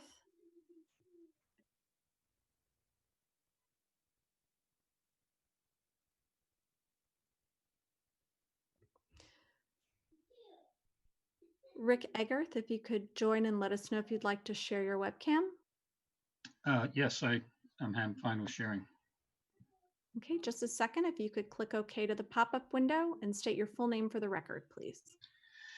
My name is Rick Egerth. I'm the co-chair of the Mount Baker Group of the Washington State Chapter of Sierra Club. I live in the Samish neighborhood of South Bellingham. Thank you for this chance to speak. Please extend the moratorium. Sierra Club values a safe and healthy environment for all, especially human beings, regardless of where they work. I'm especially conscious of that, not only because I'm a human being, but also because as an attorney, I spent nearly a decade litigating against the petrochemical industry regarding whether that industry or my clients, members of the insurance industry, were responsible for cleaning up hazardous and toxic wastes that resulted from oil industry operations. These were some of the largest pieces of litigation this country has ever seen.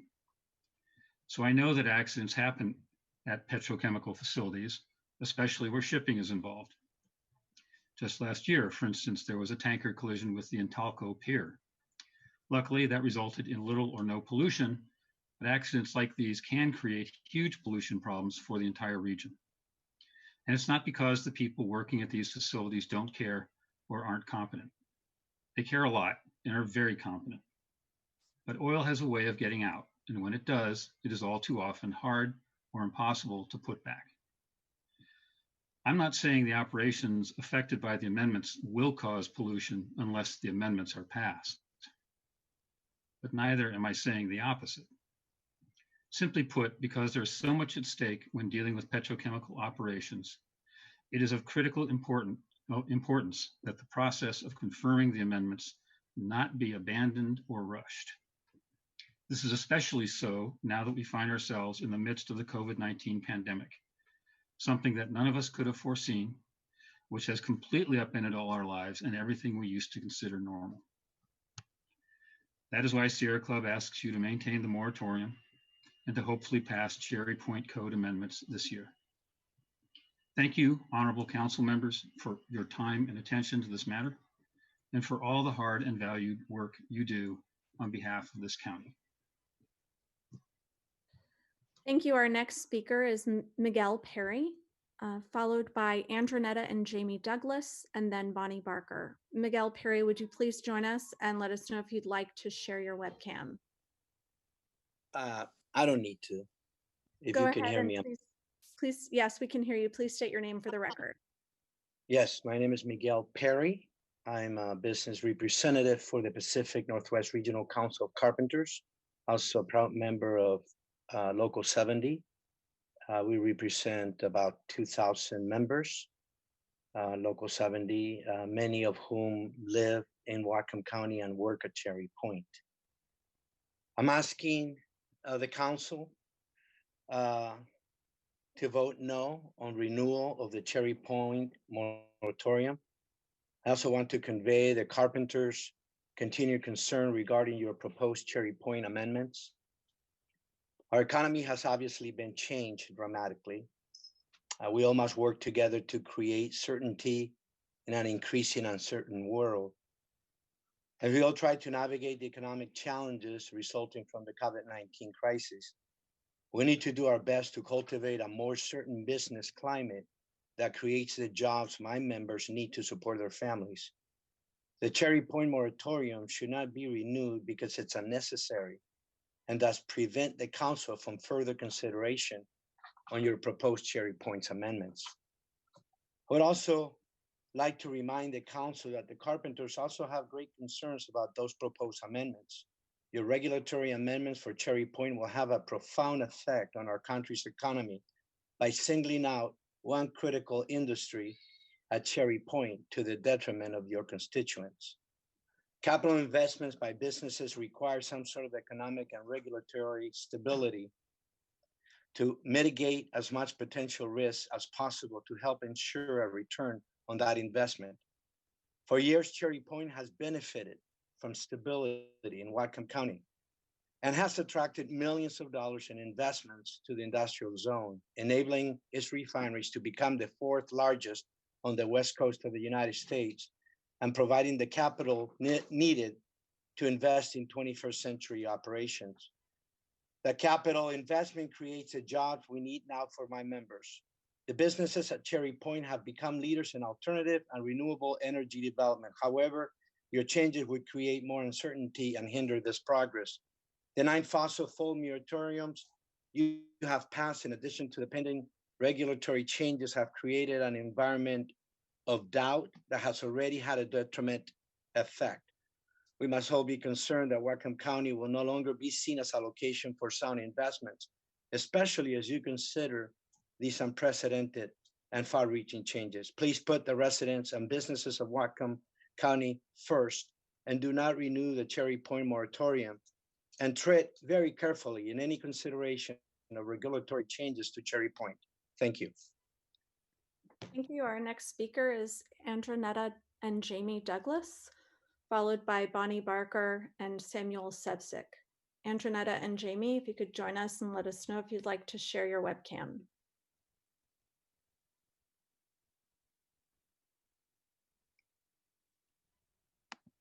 Okay, can you hear me? Yes, please state your name for the record. My name is Andronetta Douglas. My husband here, but he is here, but he's going to speak separately from me. Is that okay? Yes, please go ahead. Okay. I want to thank the Whatcom County Council for having this meeting. I'm speaking in support of the moratorium and in support of the comp plan amendments. California refines more oil than any other state in the nation, and it is the most highly regulated. Therefore, regulation and prosperity in the industry go hand in hand. The moratorium is about exporting unprocessed oil, so it should not affect the jobs at Cherry Point.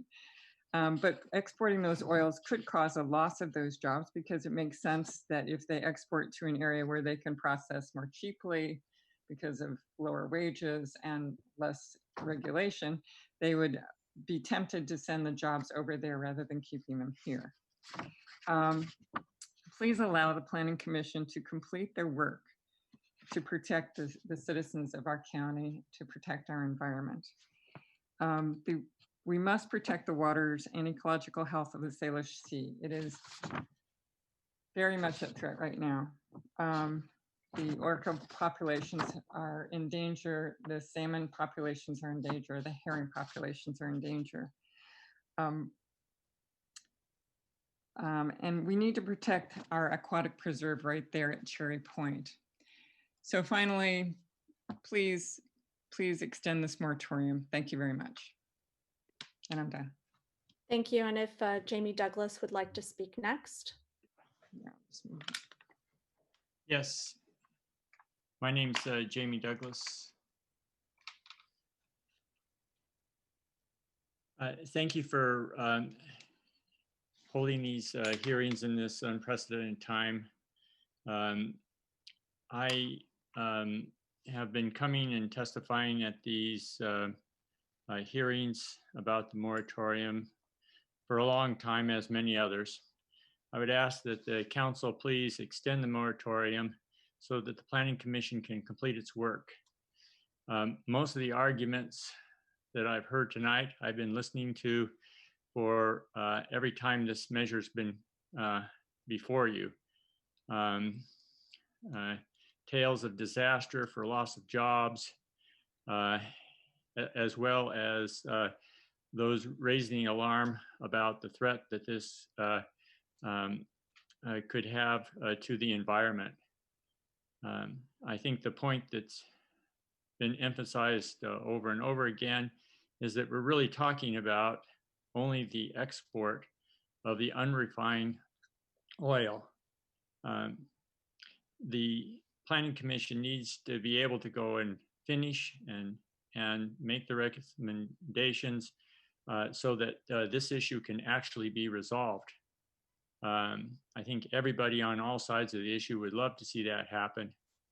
But I think to abandon this work at this point would be a great disservice, not only to our residents and protecting the environment, but also those who work in the oil refining industry. I agree in creating certainty. One way to create certainty is to press to complete the commission's work and get not a temporary moratorium, but some final regulatory regulations. So please extend the moratorium and get the job done. Thank you. Thank you. Our next speaker is Bonnie Barker, followed by Samuel Sevcik. Bonnie Barker, could you please join us? Let us know if you'd like to share your camera. No, please don't share my camera. I'm having a bad hair day. Okay, please state your name for the record and you can go ahead with your speaking time. My name is Bonnie Barker, and I'm a 20-year resident of Whatcom County. I have 3 adult children who live here as well. 3 of my 5 children live here as well.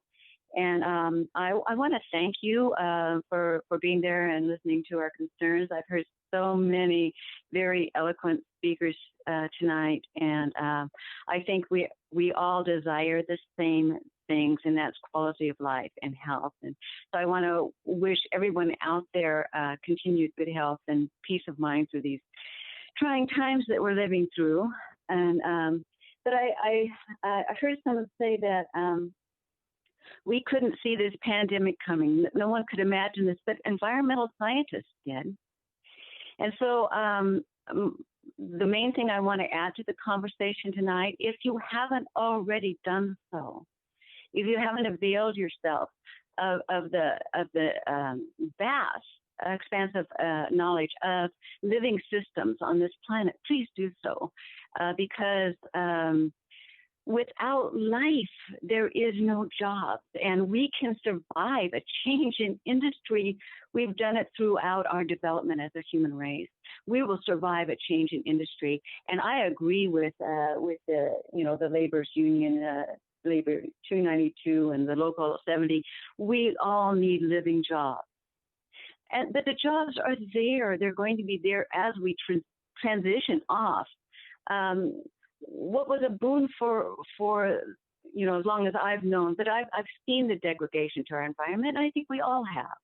And it has to stop so that we don't see cascading system failures in our natural environment, because this has been predicted, and there's more to come.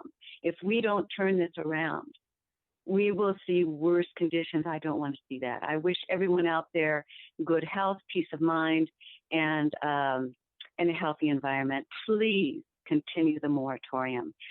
We need time to get this system up and running towards a sustainable future for ourselves and our children. Thank you very much, all of you. Thank you. Our next speaker is Samuel Sevcik, followed by Luis Aragon and Jacob Peterson. Samuel Sevcik, if you could join, please. Let us know if you'd like to share your camera. Sure, you can share my camera. It'll be just a moment. You'll get a pop-up window. Click OK to share. State your full name for the record, please. I'm Samuel Sevcik of Ferndale. Thank you for having this meeting again. I'm a 20-something-year-old student who's currently preparing to go to medical school, which means that I'll be leaving the area to complete my education. However, I grew up here and I want to return to Whatcom County and work as a physician. And in fact, there's probably a good chance I'll be your physician someday in one capacity or another if I do get to return. But this means that I actually want there to be something to come back to, something where people can live and work and play, and that includes a strong economy. We don't know exactly what technological leaps will be made in the next 10, 20, or 30 years, but I do believe we'll move beyond fossil fuels. BP and ConocoPhillips are enormous companies that are very well capitalized, and they also own a lot of patents. And as technology changes and improves, it's almost a guarantee that these companies will be part of developing and producing these new energy sources. We should be asking ourselves, do we want them to remember Whatcom County as the place that was constantly making it hard for them to do business, villainizing them and putting in place moratoriums? Another consideration is this. I keep hearing people talk about how crude oil demand will never return to normal after this COVID crisis. And I think there are some strong arguments for that.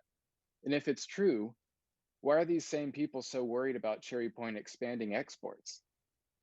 In which case, why would we even need that moratorium in the first place? It's a complete contradiction and just something to consider when making this decision.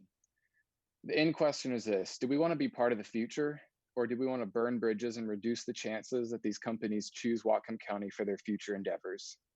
Thank you so much for this consideration. And thank you again for having this meeting. Thanks. Our next speaker is Luis Aragon, followed by Jacob Peterson and Ronald Colson. Next speaker is Luis Aragon. If you could join us and let us know if you'd like to share your camera.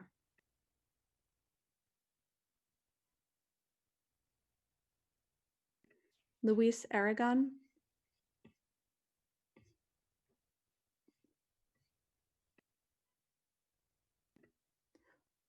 We'll move on to Jacob Peterson.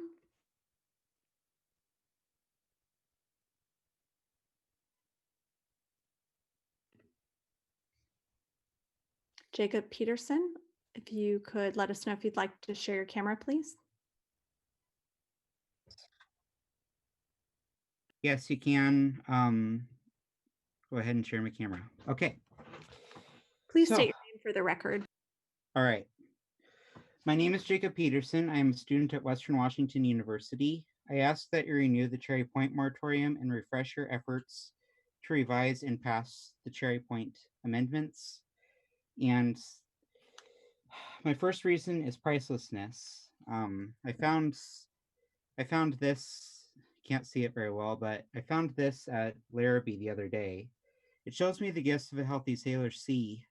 This is a oyster shell that pasted it in, and the oyster pasted itself on this rock. Oysters need clean water. Without it, I wouldn't have had the priceless feeling of elation that I had when I found this. And I wouldn't have, and it made me wonder, can you put a dollar sign on the energy and time it takes to form a shell like this? Yet it's out there for free if we can only do what it takes to keep the environment clean. Corporate heads and national and international leaders prioritize profits over things like a healthy environment or jobs at Cherry Point. Refinery employees have good intentions, but they're not ultimately in charge. The law firm Arnold and Porter argued on BP's behalf in December 23rd, in a December 3rd letter, that the moratorium says, quote, companies are free to construct and expand facilities as long as they use refineries to process their fuel. And they say this is problematic because, quote, the moratorium thus disfavors companies that wish to transport crude oil through the country for processing elsewhere. And it has the practical effect of steering businesses toward local refineries, toward local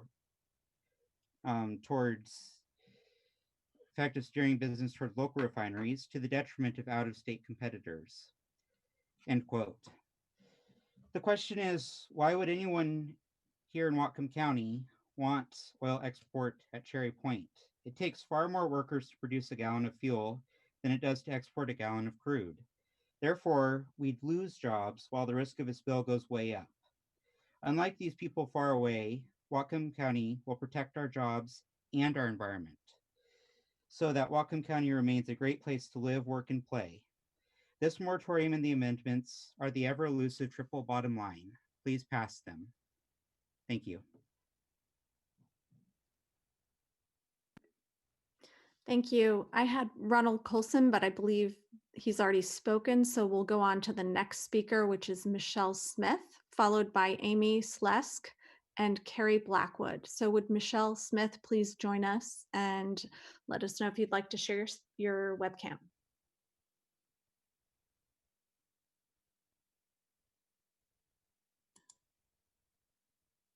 Hi, can you hear me? Yes, would you like to share your webcam? Yeah, that's fine. Please click OK in the pop-up window and state your full name. Hi, this is Michelle Smith. I've lived in Bellingham for 16 years. I'm a sustainability professional with 30 years of experience working with local and global businesses. In my role, I assess companies' abilities to successfully mitigate environmental, social, health, and safety risks. I also support companies in their urgent move to low carbon economy. And I think most importantly, I passionately support environmentally relevant nonprofit organizations in our community. I feel really honored to live in a place that's has such beauty and environmental significance. Our Cherry Point industries are recognized as best in class for their regulatory compliance and environmental protection, valuing all of those, like all those that live in this community, the beauty that is our immediate surroundings and the sacred commitment to protect it. We currently have a robust and appropriate mandatory environmental and social permitting and review process in Washington state. And that process rigorously considers environmental, health, safety, marine, social, noise, economic, labor, and livelihood impacts, all of the things that have been mentioned tonight as concerns by the community. Washington state is also recognized as one of the toughest places to operate relative to environmental regulations. And the local permitting process that we have currently is actually quite effective. Ceasing the moratorium does not have to halt the continued work of the commission to update the comprehensive plan. And the processes that we have currently in place are providing significant protection for those concerns that I mentioned. Cherry Point Industries are contributing in significant ways to the vibrant economy of Whatcom County. We are turning down an incredible opportunity to be a positive part of the low carbon economy transition that is happening globally and that can be executed positively in our community. The continued moratorium has done nothing but promote community divisiveness. And I request that the County Council cease this pattern of divisiveness and inaction and move to facilitate productive and collaborative discussions with the diverse voices in our community so that we can be a material part of the low carbon economy transition. As we demonstrate our ability to engage productively with industry, other industries will be drawn to Whatcom County.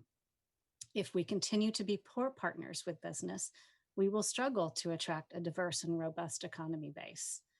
Our reputation as a fair, collaborative, and innovative community will facilitate a positive future in Whatcom County. So I request that we end the moratorium as a good show of faith of good community partners. Thank you.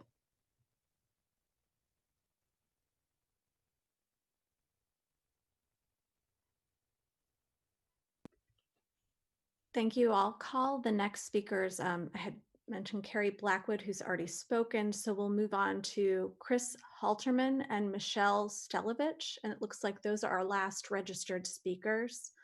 After that, we'll call anyone with a raised hand. Now it's time for Chris Halterman to speak, please. If you could join us and let us know if you'd like to share your webcam. Sure, you can share my webcam. Okay, and if you could please turn the volume down in your background and state your full name for the record, and you'll receive a pop-up window if you could click OK to share your camera.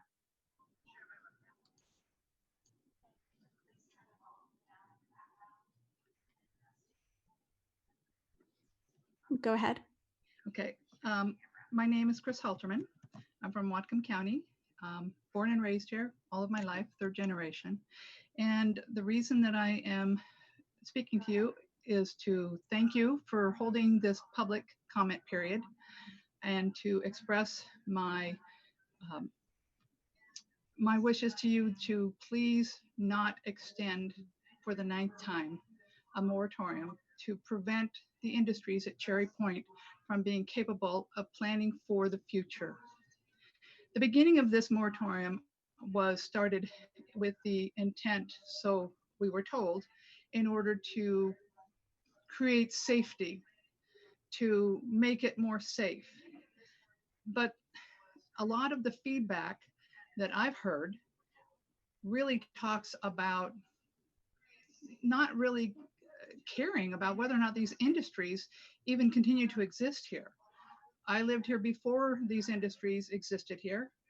I know what it was like living here. I know how difficult it was for people who did not have a professional degree to go on to other things to actually have the ability to live here and earn the money to be able to pay rent, have a mortgage, all of the things that a lot of people need in order to have a sustainable life.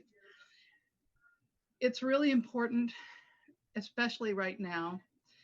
I've always been opposed to this moratorium. I'm triply opposed to it right now. I will say that I'm not being grudging anybody, but most of the people who have been against this moratorium all are wearing the red colors for resources, and which tells me that that is very much a planned organization rather than the community, the people who are working in this area and depending upon having a strong economy in our area. Our economy in Whatcom County and Washington State is on a precipice of being bankrupted if we do not have businesses here, if we don't have jobs here, if we don't have the ability to bring a tax base here. You've already had to delay the people having to pay their utilities, their rents, their mortgages, their taxes, their property taxes.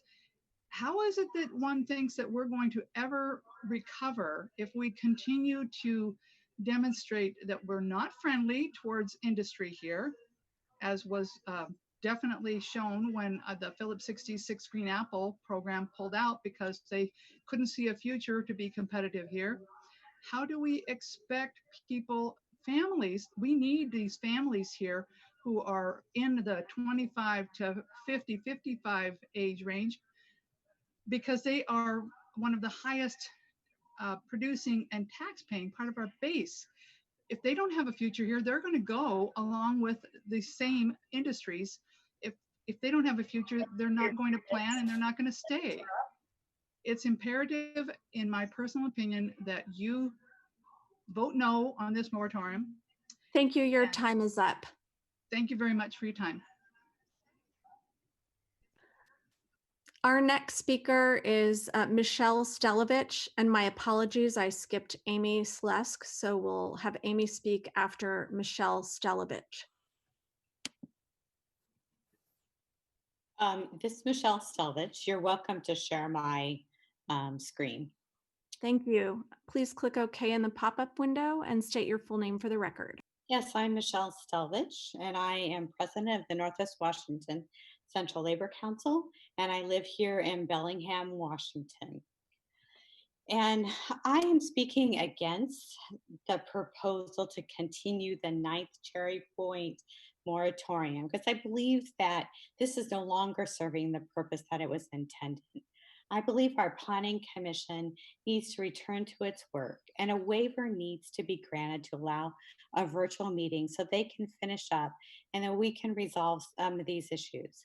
The planning committee has been doing a good job, and they've invited the community and the stakeholders and people to come together to be able to kind of resolve what kind of a plan that we need. So we need to continue to let them do their work. 4 years is too long to continue a moratorium. This moratorium isn't about promoting just transition. It's not about moving to a green economy.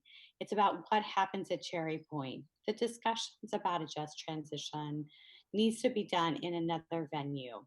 I do support biofuels and those to be produced out at the Cherry Point as it's zoned for heavy industrial.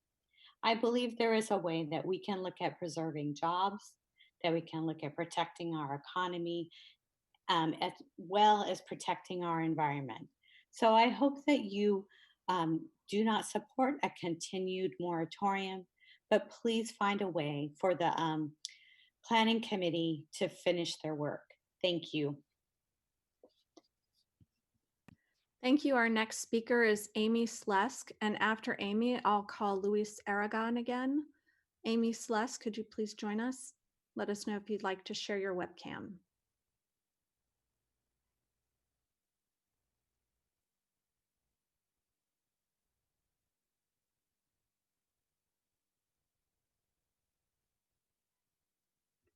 Amy Slesk, if you'd like to join us and share, let us know if you'd like to share your webcam.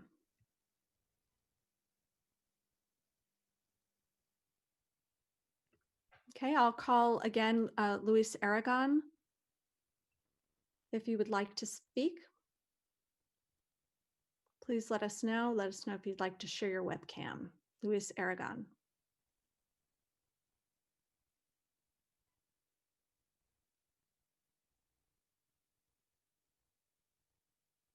I'll move back to our last speaker, Amy Slesk. Can you hear me? Yes, is this Luis Aragon? If you'd like to share your, great. If you'd like to share your webcam, let me know. That's not necessary as long as you can hear me. I can hear you. Please state your name for the record. My name is Luis Aragon. I'm a Whatcom County resident. I live in Bellingham, Washington, zip code 98229, and I'm a proud member of Laborers Local 292. I am here to ask the Whatcom County Council to not pass a 9th Cherry Point moratorium. You don't need it and you never did, but now more than ever, you need to end it. But my main concern is still about your proposed Cherry Point amendments.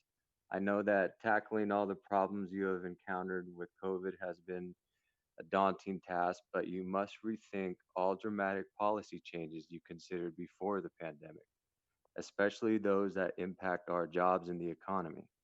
I have worked at Cherry Point throughout my career. The jobs that have been provided by the refineries at Cherry Point have allowed me to support my kids and family. Please stop and consider the ramifications of your proposed amendments for Cherry Point. With the current state of things, all of us and our families are under a lot of stress.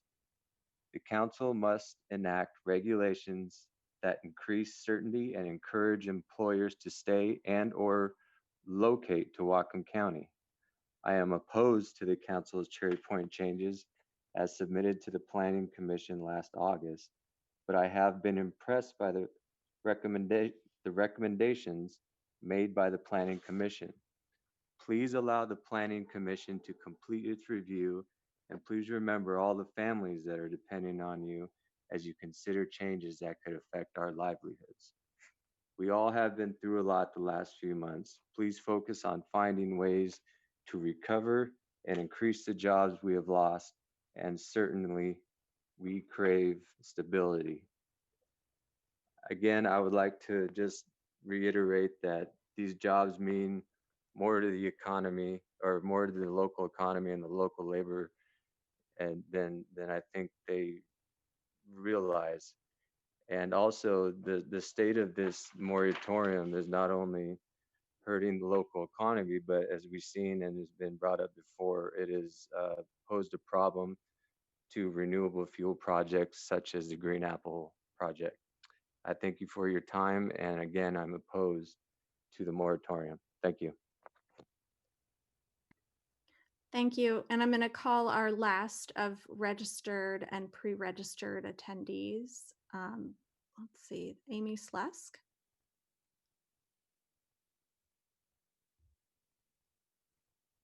Amy Slesk.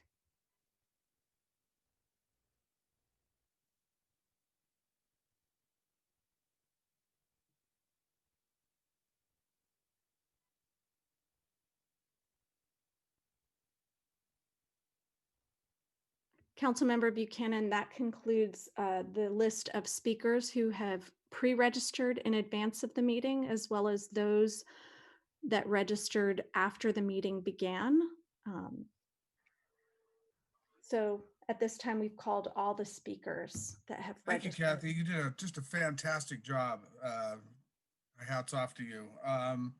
At this time, we have called all the speakers on our registered list. I would like to ask any members of the public who would like to speak, please virtually raise your hand. Staff will now play a very brief instructional video on how you do that in Zoom. So if IT could play the video instructions on how to raise your hand virtually, that would be great.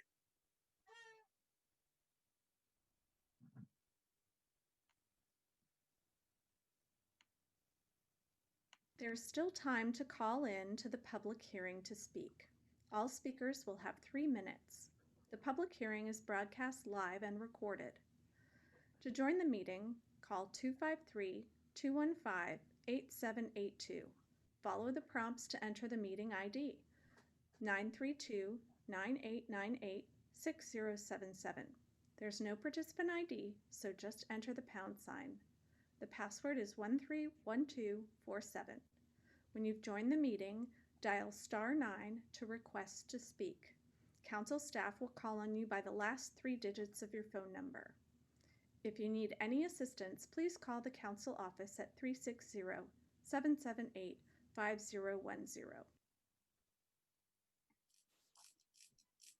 Thank you, Kathy. So at this time, we'd like you to virtually raise your hand if you would like to testify, and we will call on you. I don't know how. Todd, you're not. No, I'm not doing it. Okay, I will go ahead and call the raised hands starting the first. We have 3 raised hands, Brell Froby, Christopher Granis, and Olaf Anderson. So our first speaker is Brell Froby, and if you'd like to share your webcam, let us know.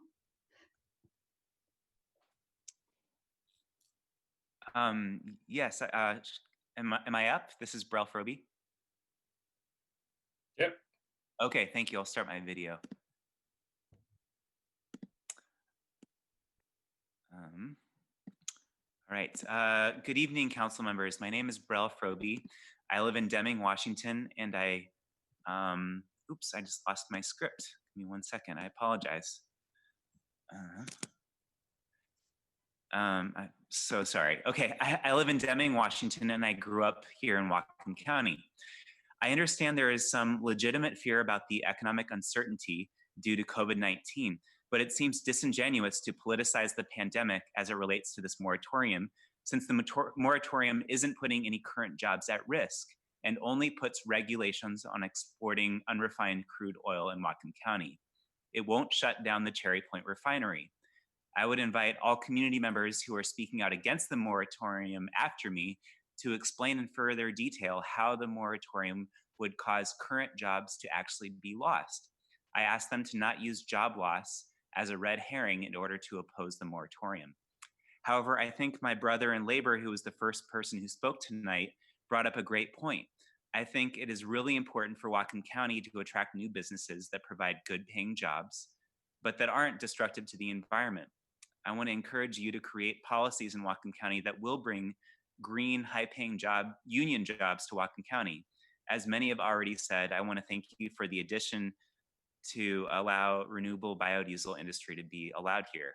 I think this is a great example of a win-win to attract new industry that replaces fossil fuel and provides new jobs. I want to take a moment for all of us to imagine what our community would look like if an oil spill happened.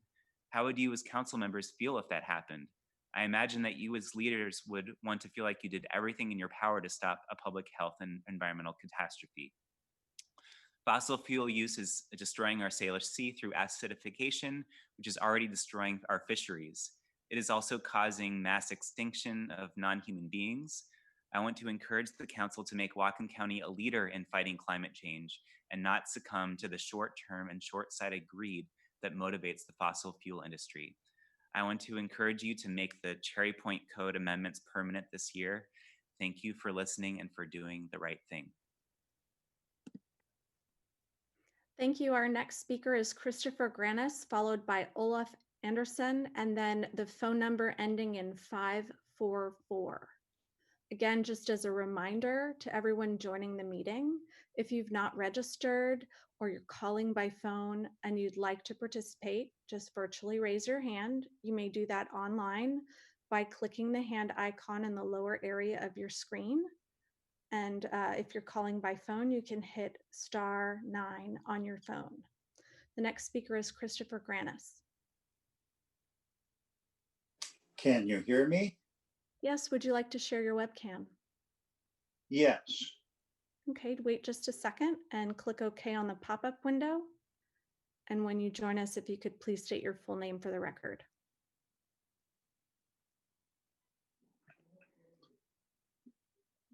Can you hear me? I'm not seeing myself on the screen here. I see you, and you are ready to begin speaking. Okay, thank you. My name is Christopher Granis. I moved to Bellingham in 1969. So I've had time to see the environmental degradation in our county, and I'm concerned about that. I really hope that you, the council, will extend the moratorium and put the Cherry Point amendments into effect as soon as possible. An even bigger concern than our local environment, I believe, however, is the existential threat of climate change. If we're going to leave a world that our children, grandchildren, and their children will recognize as life as we know it, we really need to wind down fossil fuel burning so it doesn't make any sense to create new fossil fuel infrastructure. I want to thank you for your work on the council. It must be a really hard job to do these meetings time after time, year after year. And I want to urge you to please continue the moratorium and wrap up the work on the amendments. Thank you. Thank you. Our next speaker is Olaf Anderson, followed by the caller with the phone number 360 ending in 544. If anyone else would like to speak, please virtually raise your hand by clicking the hand icon in the lower area of your screen or dialing *9 on your phone.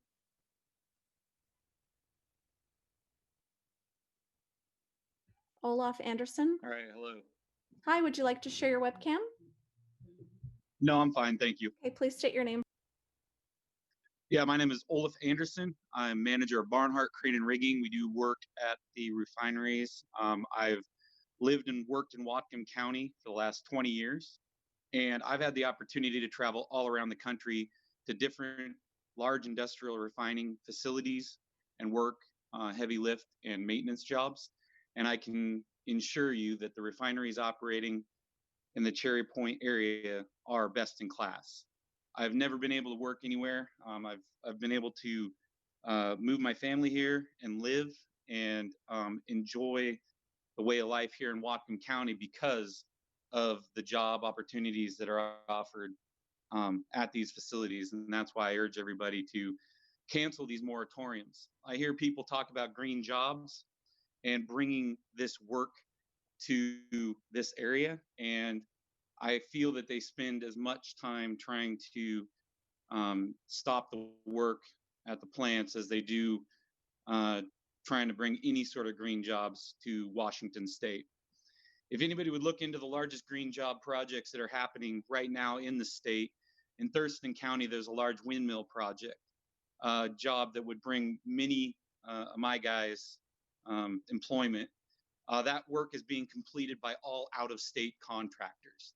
Crane companies out of Utah, windmill companies out of the mid-states. There's all these jobs that are then saying that these green jobs are going to bring local work, and the work is being completed by out-of-state contractors. So, you know, the idea that these green jobs are going to magically come in and fill the space is so far unfounded. I would just urge the council to end the moratorium and move forward so that we can continue the industry at Cherry Point that is truly, you know, the best in class that I've ever seen. So appreciate the time. Thank you.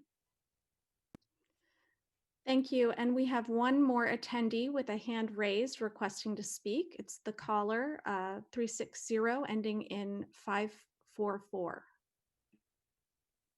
All right, that's me. Please state your name for the record. Yes, we can hear you. My name is Gretchen Hovde. I'm sorry, can you say your last name again, please? Hovde.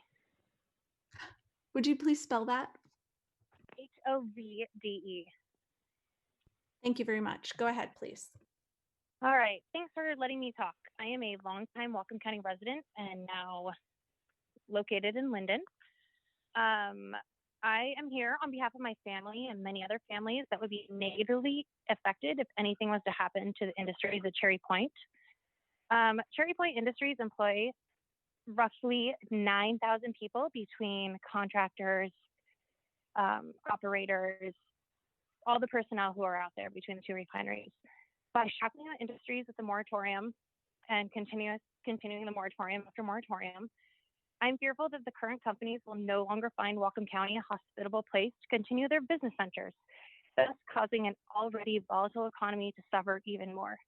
The amount of taxes lost by said industries would be devastating to all, not to mention the amount of property taxes lost by all the employees who would undoubtedly have to relocate would be devastating to our schools in Whatcom County.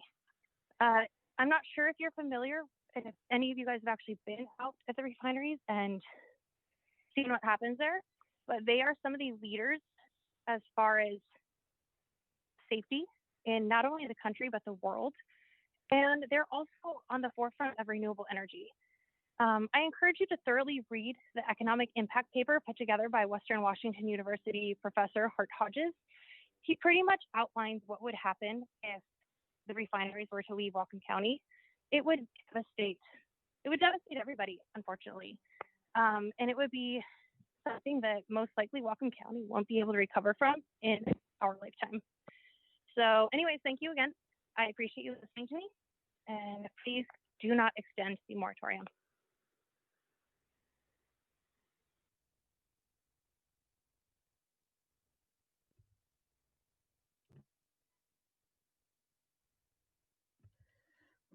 Thank you. We have one more attendee with a raised hand. It's Ria Bordian. Ria Bordian.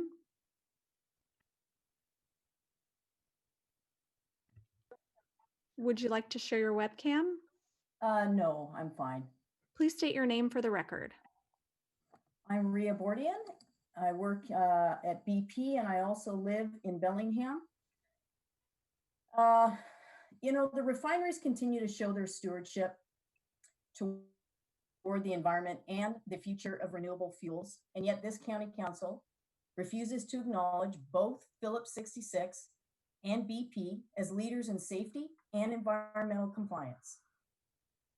If this county council continues to make it harder for these businesses to thrive, these products demanded by our US citizens could potentially be imported from refineries and companies in other countries that don't have the same environmental controls. There's no reason for this county council to continue controlling how a business is allowed to thrive, thereby adding more controls beyond what is already deemed adequate by our state. If this moratorium is approved, then what? How much longer before this county council continues to find ways through moratoriums or adding more unnecessary processes that will be detrimental to the success of these great performing businesses. It's hard to trust and believe this county council truly appreciates what these Cherry Point businesses bring to this county. As someone who is a United Way contributor and somebody who just spent 2.5 months working in Unified Command and hearing the stories about how many people are out of work and that this is going to continue. They're going to continue to need support. I don't know how those other organizations that are helping our community continue to just exist and get the necessary providence that they need. We need these businesses. And I'm not just speaking because as someone that works at BP, but I love the environment. I am really proud of what BP and Phillips 66 are doing. Lots of wetland mitigation. We bring environmental projects to make sure that the salmon, the streams are being protected. There's a lot of great things. We bring a ton of money to all of these charitable organizations as well. I don't want to have to move. I don't want to have to try and find another job. And I don't want to not be able to support my community because I can. I'm allowed to. I have the freedom to work at a place that is a great employer and provides me the freedom to do these things for my community. So I am opposed to the moratorium. Please do not pass this. Please support your Cherry Point businesses. Thank you. Thank you. I have no other registered attendee names to call, nor do I have any hands raised to speak at this time. I think we'll do one last call for folks that want to raise their hand. Could IT play that raise your hand video one more time? And if anybody checks in during that video, Kathy, let us know. Otherwise, we'll close the hearing. There's still time to call in to the public hearing to speak. All speakers will have 3 minutes. The public hearing is broadcast live and recorded. To join the meeting, call 253-215-8782. Follow the prompts to enter the meeting ID, 932-9898-6077. There's no participant ID, so just enter the pound sign. The password is 131247. When you've joined the meeting, dial *9 to request to speak. Council staff will call on you by the last 3 digits of your phone number. If you need any assistance, please call the council office at 360-778-5010.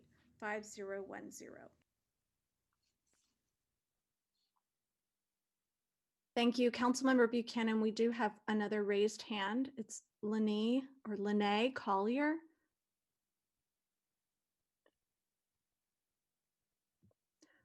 Lene Collier, would you please let us know if you'd like to share your webcam?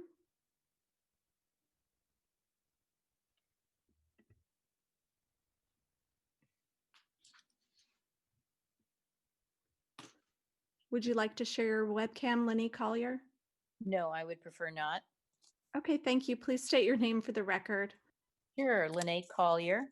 And I'm calling in because I just want to totally agree with the last caller that stated a lot of the reasons to not continue any longer with the moratorium. BP is a very valuable part of the community in the Northwest. And they do so many volunteers. They're involved in different things in schools, all the schools around here. They are involved in the environment. They are creating new ways for energy. While, yes, supporting fossil fuels, they are also creating new and better things for the environment. They are helping clean up the waters. They are doing lots of things in our community to take thousands of people and take their jobs away from them. Means their livelihoods, means their kids out of school, means losing their homes, not being able to pay things. I think that's awful when you can turn around and successfully look at what they're doing for the community, look what they are doing for the environment, and work with them, not against them. Show them that we appreciate their business and their support of the community in so many events and nonprofit organizations. Without all of that, I think there would be a great loss to the whole Northwest area, especially the Whatcom County area. So thank you for your time. I am totally against continuing the moratorium. I thank you.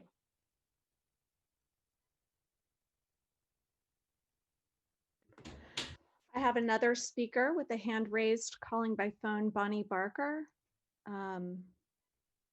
It appears that maybe this was a speaker who spoke already. Unfortunately, we can only offer one speaking opportunity. Are there any other raised hands? Councilmember Buchanan, I don't see any other hands raised. Okay, thank you, Kathy, and thank you to everybody that's testified with us tonight. I know it's a kind of a surreal experience to do this online, but I think my hat's off to our council staff and IT and everyone involved in making this happen tonight. It took a lot of work. And turn your camera on, Barry. Pardon me?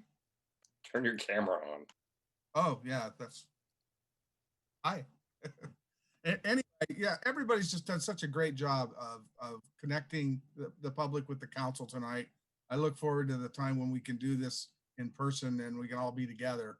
But I think under the circumstances, everyone that put this together did a great job. So we'll turn this back over to council. I will close the public hearing. And what's the wishes of the council? I move to approve the continuation of the moratorium. Do we have a second? Second. We have a motion and a second. Discussion.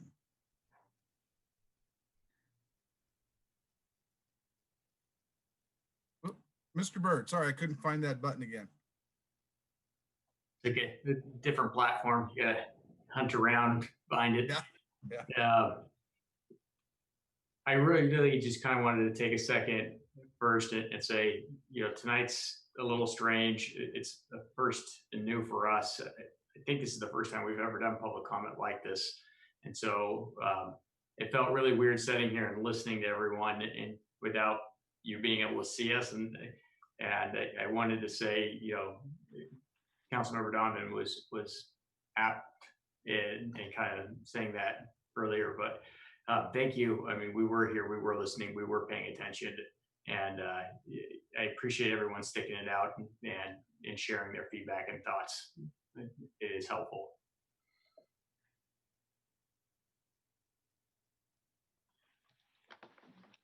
Okay, discussion on the motion. Mr. Ellenboss had his hand up, but I see his, I'll go to, oh, there he is, Mr. Ellenboss.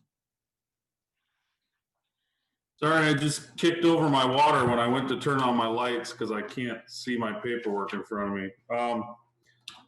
Which one do we want to start on here? So I guess I've got some issue with our whereases here. For one thing, on page 40 of the hard copy, line 42, we talk about trains and carrying crude oil from the Bakken Formation moving through the United States and Canada.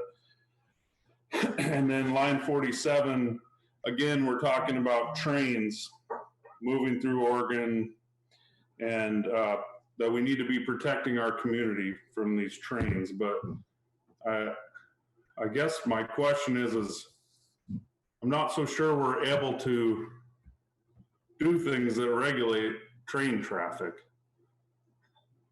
Wasn't that a recent, didn't the courts just overturn the state's trying to regulate train traffic? So is it appropriate to have those two whereases to justify the moratorium? Councilmember Donovan.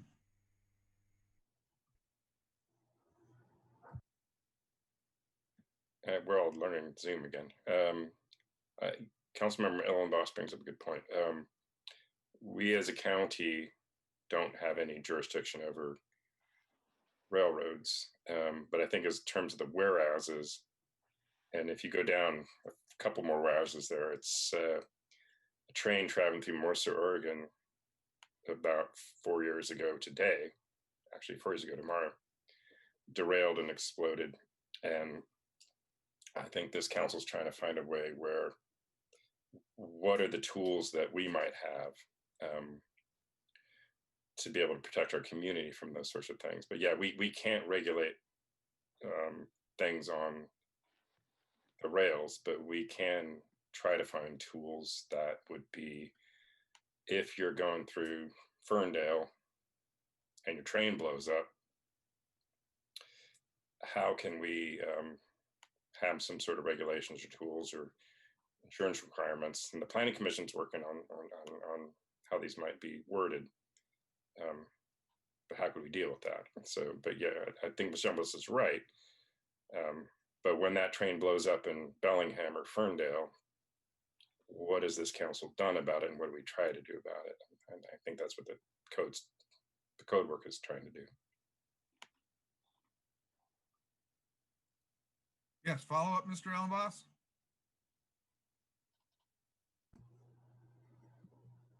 I would like to make a motion to remove those two whereases from line 42 through 51. I'll second for conversation. Okay, Councilmember Ellenboss moves and Byrd seconds. Discussion, Mr. Brown. So Mr. Ellenboss is correct in that we cannot regulate rail traffic, but what the reason those whereases are in there, in part, is because the rail traffic comes through Whatcom County on a rail line by typically Burlington Northern, in rail cars that are owned by organizations like the 2018 private LLC, which is an LLC that is registered in Delaware, which in turn is owned by an LLC equivalent in the Netherlands. In short, if the rail cars derail, who pays? It's not going to be Burlington Northern, because if the fault is due to lack of maintenance on the rail cars, it's not their responsibility. And it's not going to be the refinery, because they don't own the product yet. And it's not going to be the producer, because they put it on the rail car and sold it. So the problem is the rail cars travel through our community without adequate insurance coverage. And when there is one that derails, it's the community that is going to pick up the bill. So what we can't do is regulate the rail line. What we can do is require that the recipient of the oil picks up the responsibility in the event that there is inadequate insurance coverage when it travels through in derails in the county. So I would speak against the motion. Other discussion?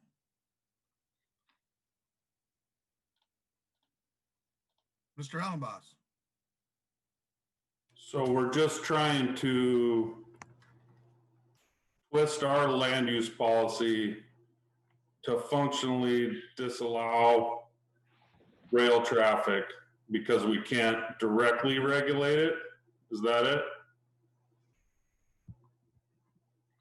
Mr. Brown.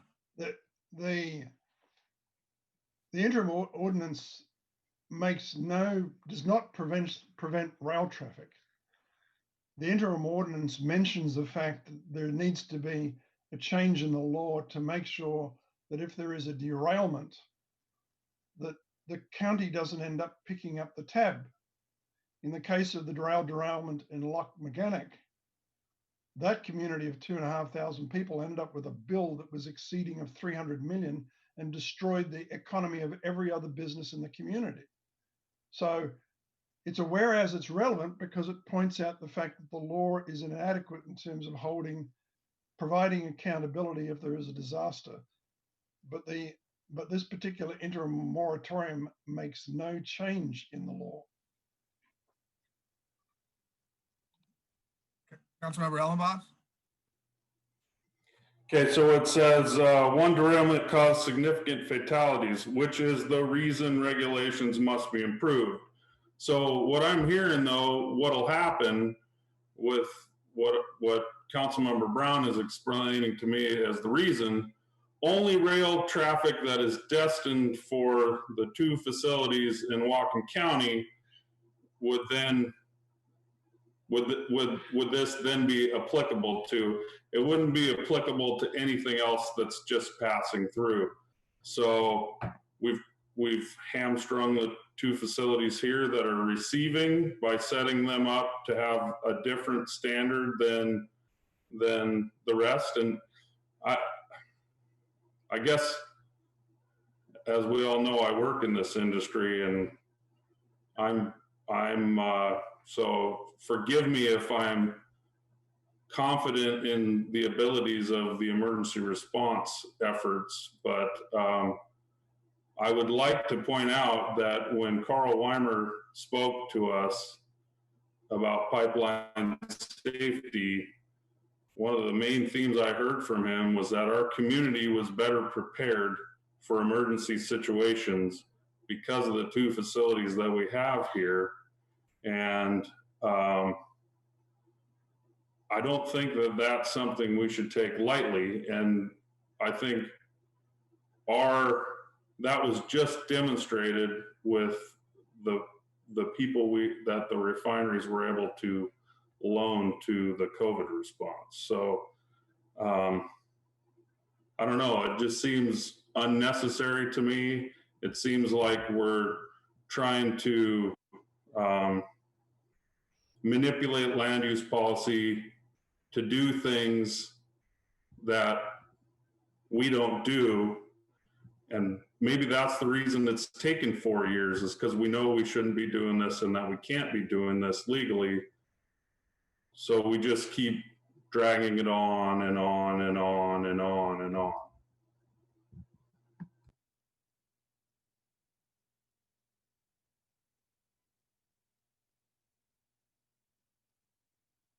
Councilmember Donovan, I saw your hand up.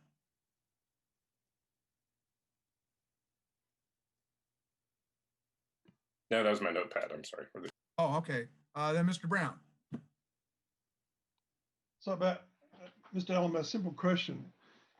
If a rail car of crude oil derails in downtown Bellingham tonight, and it's not due to the fault of the railroad, and neither refinery has taken possession of the product, and the person who pumped it out of the ground has transferred title to the company that is carrying it in the oil tanker. If that tanker derails today, who pays?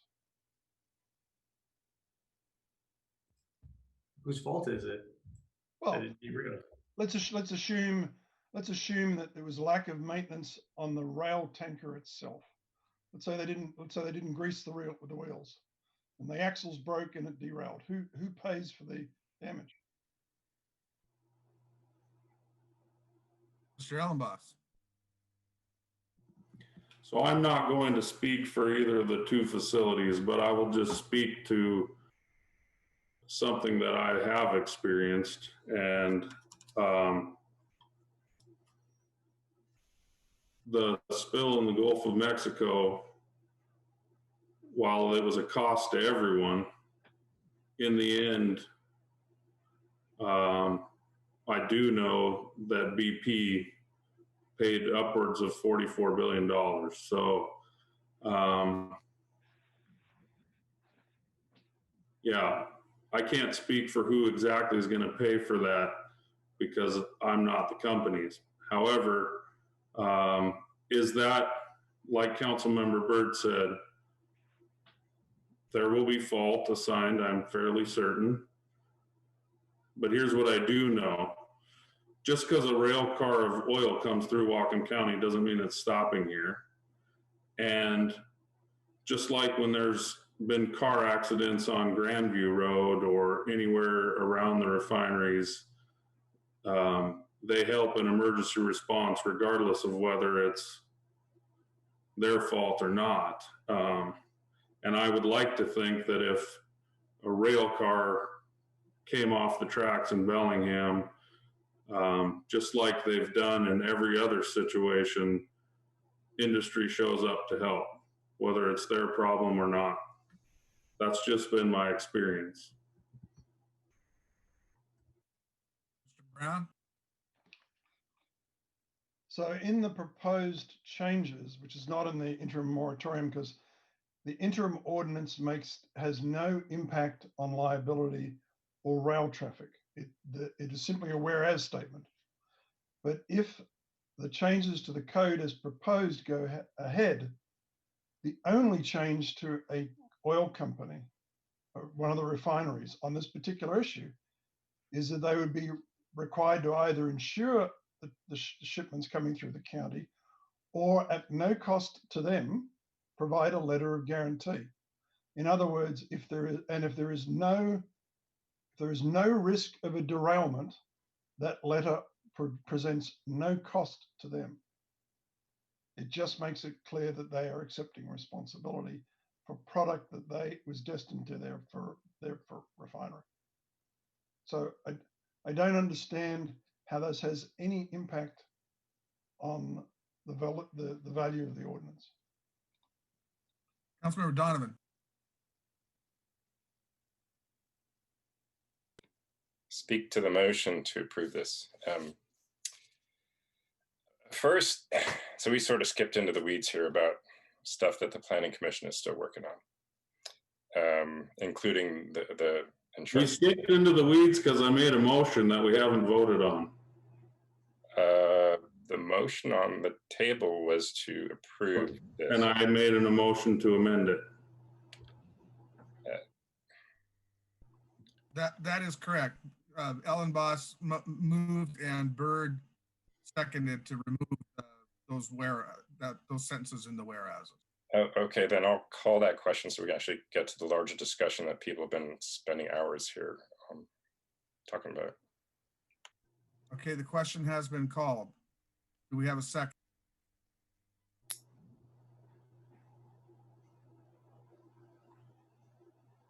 No second. So we'll continue discussion. Mr. Ellenboss?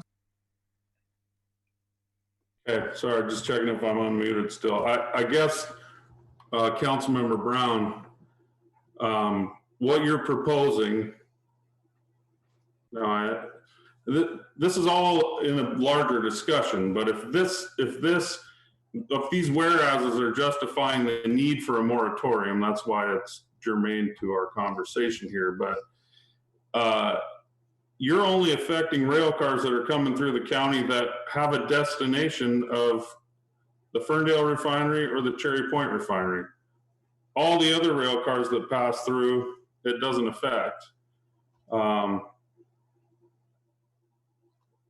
you see my point? Donovan?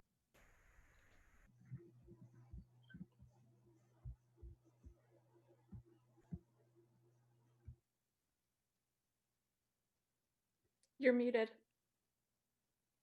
Sorry, got the GoToMeeting Zoom thing. I want to make sure I'm speaking to Mr. Ellenboss's motion about deleting these whereases.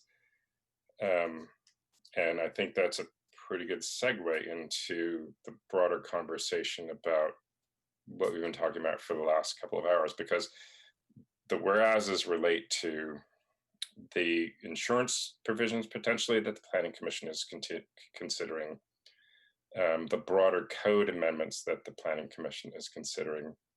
And I've heard so much tonight that people agree upon.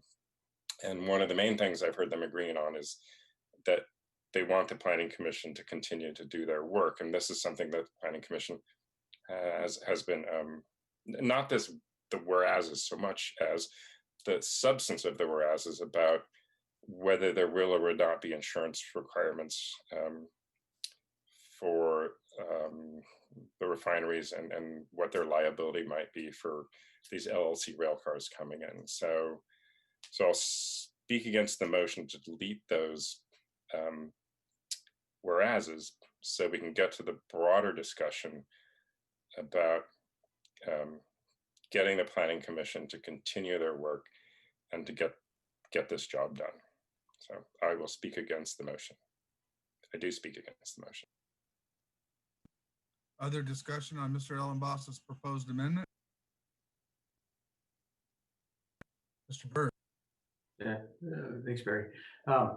It's an interesting actual thought process to some extent. I mean, whether or not we want to have the conversation, you all can decide. But it seems like I recall the presentation that the law firm gave in reference to the Commerce Clause and how that was impacted.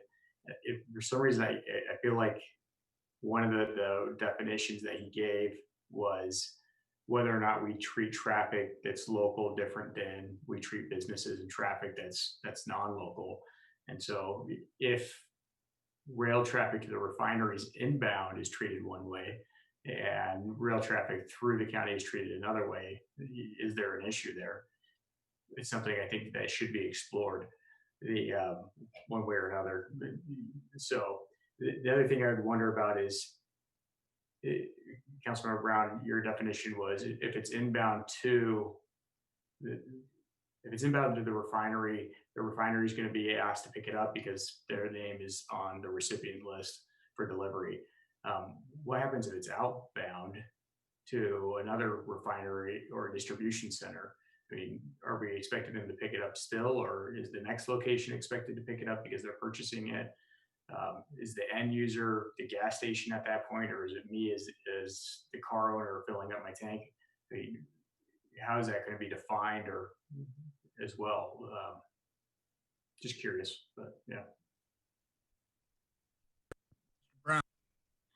So there's a difference between what I'd like to see and what I think should happen, but I think it boils down to this.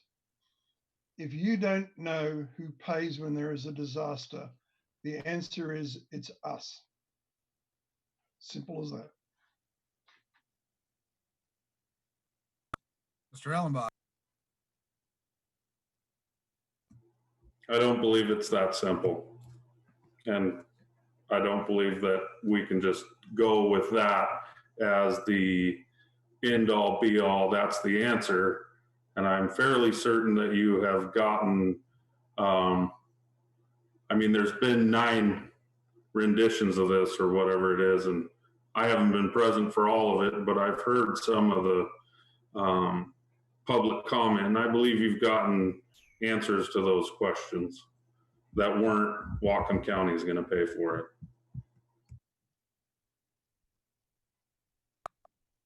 Any other discussion on Mr. Ellenboss's motion to amend? Carol Frazee first, and then Mr. Byrd. Yes, I just want to say what Councilmember Donovan said, that, this is at the Planning Commission now. And I was a little late for seconding the call to question. So I'm going to vote against this, just and let through the Planning Commission. Mr. Byrd. Carol, I appreciate you being late to call to that part. It's the only thing we have on the topic tonight, so and people have waited a long time, so I think it's beneficial for us to hear each other out on things, especially since there are 2 council members who haven't been a part of as many of these as the rest of us at this point. Of course, maybe this started so far back it was in Kathy's last term. I don't know. It's been a while. I, honestly, Red, I mean, to answer your question, this might be an unpopular answer all the way around, but it should be the rail line to some extent, right? I mean, if the rail line is allowing an operator to operate on their rail without sufficient insurance and they're within superior equipment, in your example, then, I mean, the liability should fall to them, not the person that is acquiring the end product that's coming to them. It kind of makes me think of, as an employer, if I have an employee or a staff member working from home in a home office and they trip over a cord in their house, they're not liable for it. I am as the employer because they're on the job. And so, I mean, there's some matchup to that, but I mean, it's not the cord seller or that sold them the cord that's liable, right? So, or I mean, it's interesting, but I'll leave it at that. Mr. Brown. Well, it's an interesting legal argument. By that definition, Mr. Bird, if a petroleum tanker was to overturn on the state highway, the State Department of Transportation would be responsible because he didn't maintain his vehicle properly. Unpopular all the way around. Mr. Donovan. I'm trying to get us to the main discussion about whether or not we renew this emergency moratorium. And we're going to get into a discussion about the whereases. People, and I really appreciate people, people tell us how much they appreciate our service, and the people who have like gone through this new process of public comment, I'm just amazed how well this has worked, and hats off to Kathy and IT and Dana for pulling that off. So we could continue this discussion about people who will never vote on this, arguing about various whereases, or we could just kind of cut to the chase and have the same discussion. I'm not saying I want to limit discussion, but like have the actual discussion about the thing that is on our agenda, rather than piecemealing whereases that aren't really going to change anybody's opinion here. So I'm just saying, let's cut to the chase. Mr. Ellenboss.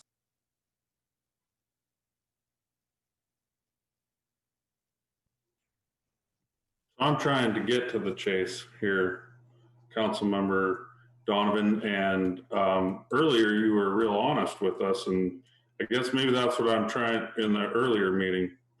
You said, let's just be frank. So I guess that's what I'm trying to get to. Let's just be frank.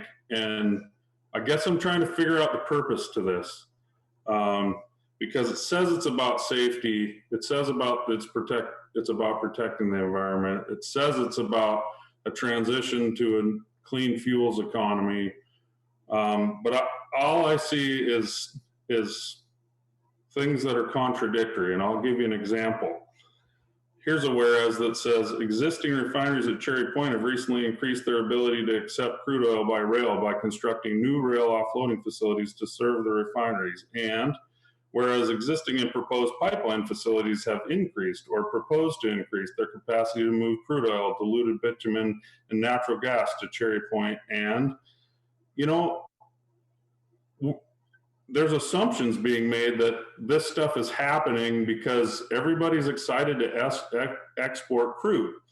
Okay, well, if we don't want to export crude, why don't we just write that? Hey, please don't export crude. Oh, wait, that's right. We can't do that because we can't regulate that from a council. So we're trying to just manipulate all these little things to accomplish our goal of no fossil fuel, period. That's what it appears to me. Because, you know, pipelines are probably the safest, most cost-effective, environmentally friendly way to move crude oil. But with, you know, the best of intentions, we regulated them and regulated them, regulated them, regulated them, and regulated them. And what did we get? We got crude by rail. And now we're like, oh no, what are we going to do here? For me, I look at existing refineries at Cherry Point have recently increased their ability to accept crude capacity to move crude through pipelines. And I think that's a good thing for our community. That's a good thing for community because it probably is going to back out rail cars. So we should probably look at anything we can do to encourage that, because I don't think anybody's going to stand here and argue that crude trains are safer, more cost-effective, more environmentally friendly than moving it through an oil pipeline. But we're not okay with either of them. It's kind of like the folks who are anti-nuclear but anti-hydrocarbons. So what's the solution? I don't get it. What is the solution? If we were looking to transition to a clean fuel economy as rapidly as we could, this kind of stuff would be the last stuff we wanted to do. We would be doing, and like we heard, I too have traveled around the world and seen with my own two eyes what good looks like and what good doesn't look like. And I can attest to the fact that these two facilities are world class.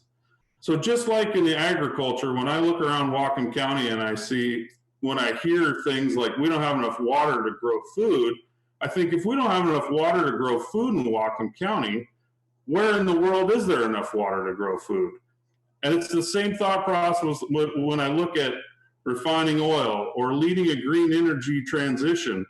If we can't do it here in Whatcom County, who's historically done it better than anywhere else in the world, where in the world do you want to do this? I look at this as not in my backyard. I mean, these statements say not in my backyard. If we are truly here to support a green energy transition, we all know that the energy companies are the ones that have the know-how, have the people in place, have the infrastructure there, and have the cash to do this transition, and we're trying to chase them away. It's not like they're just going to shut down shop and Up's going to pop a clean diesel facility. That's not how it's going to work. They're going to go away and nothing's going to come back. So why are we not doing whatever we can to facilitate their businesses flourishing here, providing for our communities the way they have for decades, so that they can lead that clean energy transition that we all talk about and would like to see so much. But I don't see that in this document. I see, just like other people have said, I see that we don't want you here, go away, we'll be fine without you. 86% of jobs in Whatcom County aren't in the Cherry Point industrial area, so why do we care? That's what I see. So yes, Councilmember Donovan, I would like to cut to the chase. I hear people saying things that don't seem to be true. We don't need the moratorium. We never have. It's a problem that was generated because of some people's, I don't know why, misunderstanding. I'll call it a misunderstanding of what it takes to live and produce fuel. And this was never needed. We don't need it now. And now has never been a better time to fix it. Let's vote on my amendment. Councilmember Donovan?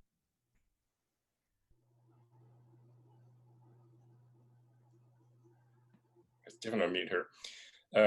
I would enjoy listening to Mr. Ellenboss continuing on this, but the motion is about a couple of warehouses right now, and that's where I'm getting to the chase. I think Mr. Ellenboss has gotten to the chase, and I want to keep chasing that chase. But right now we're on a couple of warehouses, and I hope we could just dispose of that and get to the main event here. And I think Mr. Ellenboss did just say, let's vote on his amendments. Is that correct? That's what I heard you say, Ben. Okay, any last minute? Okay, please call the roll on the motion to amend. Red Brown, No. Barry Buchanan, No. Tyler Bird, Yes. Todd Donovan, No. Ben Ellenboss,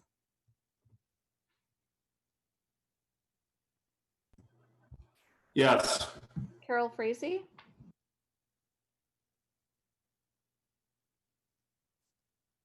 No. Kathy Kirschner, Yes. That motion fails 3-4. So now we're back at our main motion to approve the moratorium as presented. Mr. Ellenboss. Another question here. Whereas Title 20 currently does not explicitly prohibit transshipment, transport, and transfer of unrefined fossil fuels and construction of infrastructure to facilitate expanded shipment of unrefined fossil fuels not to be processed at Cherry Point. Is Title 20 the appropriate place to regulate that? Does land use policy regulate the shipment of anything? Does it regulate the shipment of raspberries, of milk, of sand or gravel, any other type of hazardous material, non-hazardous material? Because this statement makes it sound like Title 20 land use policy is the appropriate place to regulate those things, and I don't believe that to be true. Maybe Mark Bersonius could chime in on land use policy regulating shipment.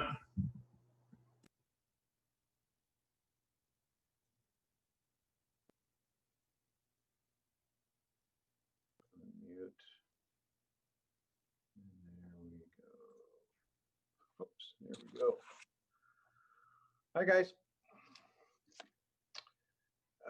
So Title 20 is where we just handles basic land use regulations for Cherry Point. Shipment facilities in terms of transshipment facilities like piers and unloading facilities are not currently addressed in those regulations, specifically called out. Mr. Ellenbach? Mr. Bersonius, does it regulate any type of shipping? Like I asked earlier, gravel, milk, raspberries, anything? I don't think specifically it addresses shipping other than I think, like I said, in terms of the piers or specific language in the shoreline regulations. For example, in Title 23 about no more piers at Cherry Point. And that's typically handled more on the shipping side. So it's kind of been more in the shoreline regulations than it has been in Title 20, typically. Mr. Brown, I saw your hand up just before Mr. Bersonius spoke. Do you have something to add? Well, just I guess to add to Mr. Ellenbaus's question, Mr. Bersonius, if you were building a gravel facility, would Title 20 regulate the construction of the facilities and the parking lots? Yes. And the road and so forth. Yeah. Yes. Yeah. Mr. Ellenbach. Yeah, is that what we're doing here? We're regulating building parking lots?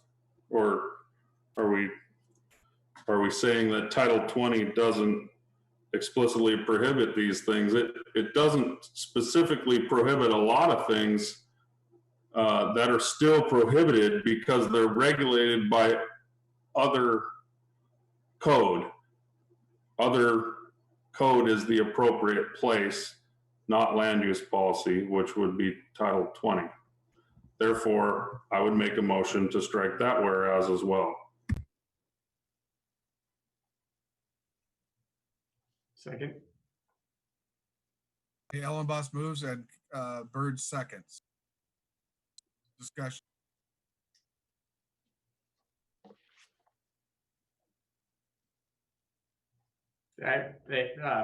Mark, thank you for staying up with us so late. I didn't actually know you were still on the call. You popped up with to answer the question. That's pretty awesome. Thanks. Sure. Any discussion on the motion? I was going to say, Tyler, it's only 9. This is early for us.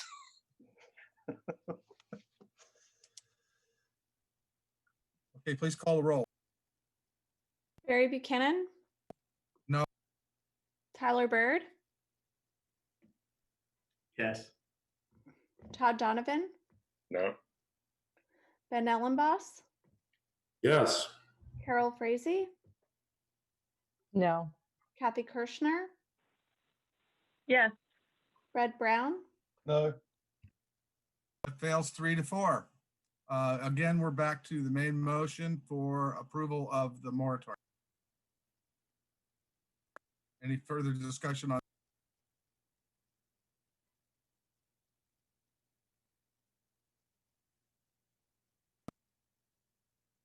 Mr. Ellenboss. Okay. Sorry, I got another whereas for you, Councilmember Donovan. Actually, I got 6 or 8 more, but I'm just going to do this one and then we can move on. On page 42, so that would be 1, 2, 3 pages in. Line 38. Whereas the council further finds that extending the moratorium imposed by ordinance 2019-083 is necessary for the protection of public health and safety.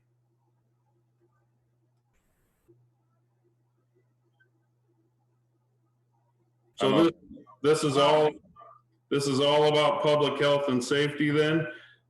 No, I'm on the electronic or Legistar version, so I don't have the hard copy. I'm still trying to find that. So I guess what I'm getting at is this whereas is implying that we can't have a safe and healthy community with the current facilities we have. Is that the message that we need to put out there? Because like we found with, coal trains, they still come through whether they stop here or not. And if these trains aren't going to Cherry Point or to Ferndale, they're going to go to Anacortes or down further south, or they're going to go the other way. So I guess, I don't know, it feels like we're saying that we can't do this safely when I think history has shown that we have done it safer than anywhere else and more environmentally friendly than anywhere else. I think that whereas needs to go as well. I'll second that.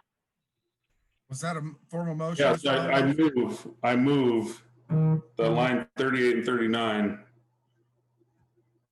get deleted. Okay, Ellenboss moves and Councilmember Kirschner seconds. Mr. Donovan, just. Yeah, if I'm on the right line, again, I'm on the PDF version of it, not the hard copy, but the reference to whereases and public health, there's 2 of them, and public health and safety. So those relate to the limited police powers of a local government and being very careful about what a local government can do and trying to find out what those tools are that we can use in terms of our police powers as they're defined in the US Constitution as applies to state and local governments to protect public health, safety, and the environment. So it's not a statement of saying that refineries are not doing that. It's not an attack on the refineries. It's a statement on what our limited authority is. And I'm got a PDF I searched that's related. It's twice. It's in there, and I see that as a reference to what the scope of our authority is, and part of what we're trying to do with the Cascadia Law Group, which is mentioned in this ordinance, and with the many hearings that we've had, and with the Planning Commission doing that, is trying to find what we can do within the bounds of protecting public health and safety and the environment in terms of the local authority of a local government. Councilmember Brown.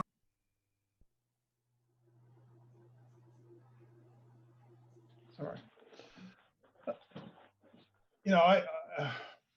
I want to acknowledge that I think the staff at the refineries at BP Cherry Point, at P66 and Petrogas, I have every reason to believe that they do the best they can to operate safe facilities. I don't question their intent as human beings or their commitment to try and keep their community safe. That being said, however, let's just look at the record. In 1999, we had a pipeline disaster that killed 3 people and caused $58 million of property damage in this community. In 2010, BP was responsible for the worst environmental disaster in history, human history, the environmental equivalent probably of a pandemic. Phillips 66 has had several significant issues at other facilities in 1989, 1999, 2000, 2001. Three of those four events resulted in loss of life. And then the Anacortes refinery exploded in 2010, killing 7. This is not a problem-free, this is a inherently dangerous industry. That's the very nature of working with something that is inherently explosive and flammable. Mr. Ellenboss. Okay, I guess I'm already unmuted. Sir, Councilmember Brown, you know what I do for a living, right? I'm well aware of the dangers associated with refining oil. One of the commenters said, council members, what would you do? What will you say you've done in the event of an oil spill? You know what? I know exactly how I would feel because I've responded to oil spills. I've responded to emergencies. I've responded to fires. I've been on aid calls. I know exactly how it feels. I fully understand the dangers that are associated with it. And yet I still go there every day, and so do thousands of other people in our community. I would ask you how many people, so I'm not minimizing it in any way, shape, or form, but how many people die in a car in Whatcom County in that same time frame, and people still get in their vehicles? So I understand the risk. I understand there's risks associated with moving oil. However, I also am real about it, and I know the statistics, and that it's more dangerous for me to drive the 7 minutes from my house to the refinery than it is for me to actually work there, statistically speaking. And so I guess I'm just asking you, because what it sounds like to me is that you just don't want these businesses here or these facilities. And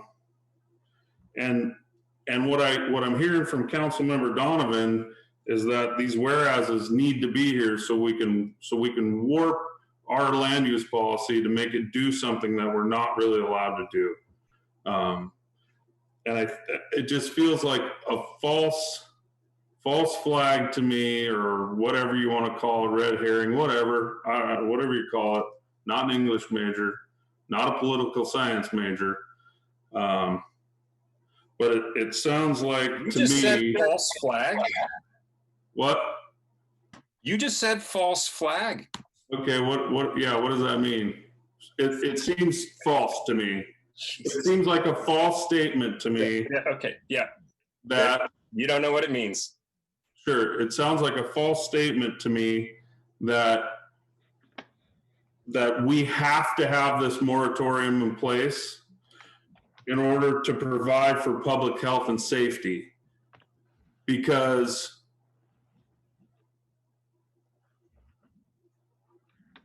are you done, Todd? It seems like a false statement to me. I apologize if I misspoke. A false statement to me that the only way we can protect our public and safety is to have this moratorium in place, and that's just not the case. It hasn't been the case. Would you like to respond, Todd? Wow. Councilmember Frazee was. Yeah, I would like to respond. You call the people who peacefully advocate for positions that you oppose as domestic terrorists, echoing the crazy asshole that we have as a president, and you use the phrase false flag as if you don't know what it means. I know you know what it means, and everybody else here, I think, knows what it means. Councilmember Frazee.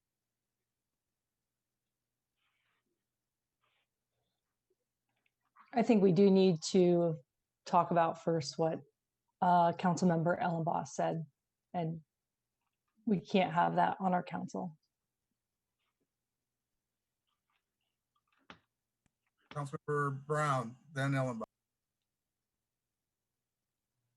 Yeah, just to shift the topic a little bit, I just want to, I said something earlier before that I would like to retract. I don't think it was a fair comment, which was to associate the Deepwater Horizon disaster with the pandemic. And the reason I want to walk that back, first off, that was an emotional statement and is not the way I want to have this discussion. The other thing is I do want to take the opportunity to acknowledge the considerable contribution from the employees of BP in the COVID pandemic response in Whatcom County, both in Unified Command and in terms of the contributions that they made for the donations of PPE and also for P66 and Petrogas, who did the same thing. So my apologies for putting those two words in the same sentence. Councilmember Ellenboss. Yeah, I'm trying to decide how much of Councilmember Donovan's remarks deserve a comment, but I think, really what we're talking about right now is emotion, and we're so far off track that it's ridiculous. And so let's get back to what's germane to this motion, and let's leave the personal stuff out of it, please.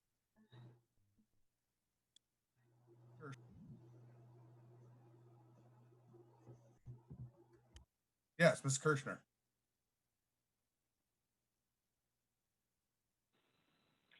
Okay, I just looked up false flag definition for you, Councilmember Donovan, and I wanted to let you know I take great offense to your language about our president. I also want to let you know that I did notice the fact that you put a crumpled up United States flag above your picture on this video, probably so that you could let people know you still think you're an American. False flag is a covert operation designed to deceive.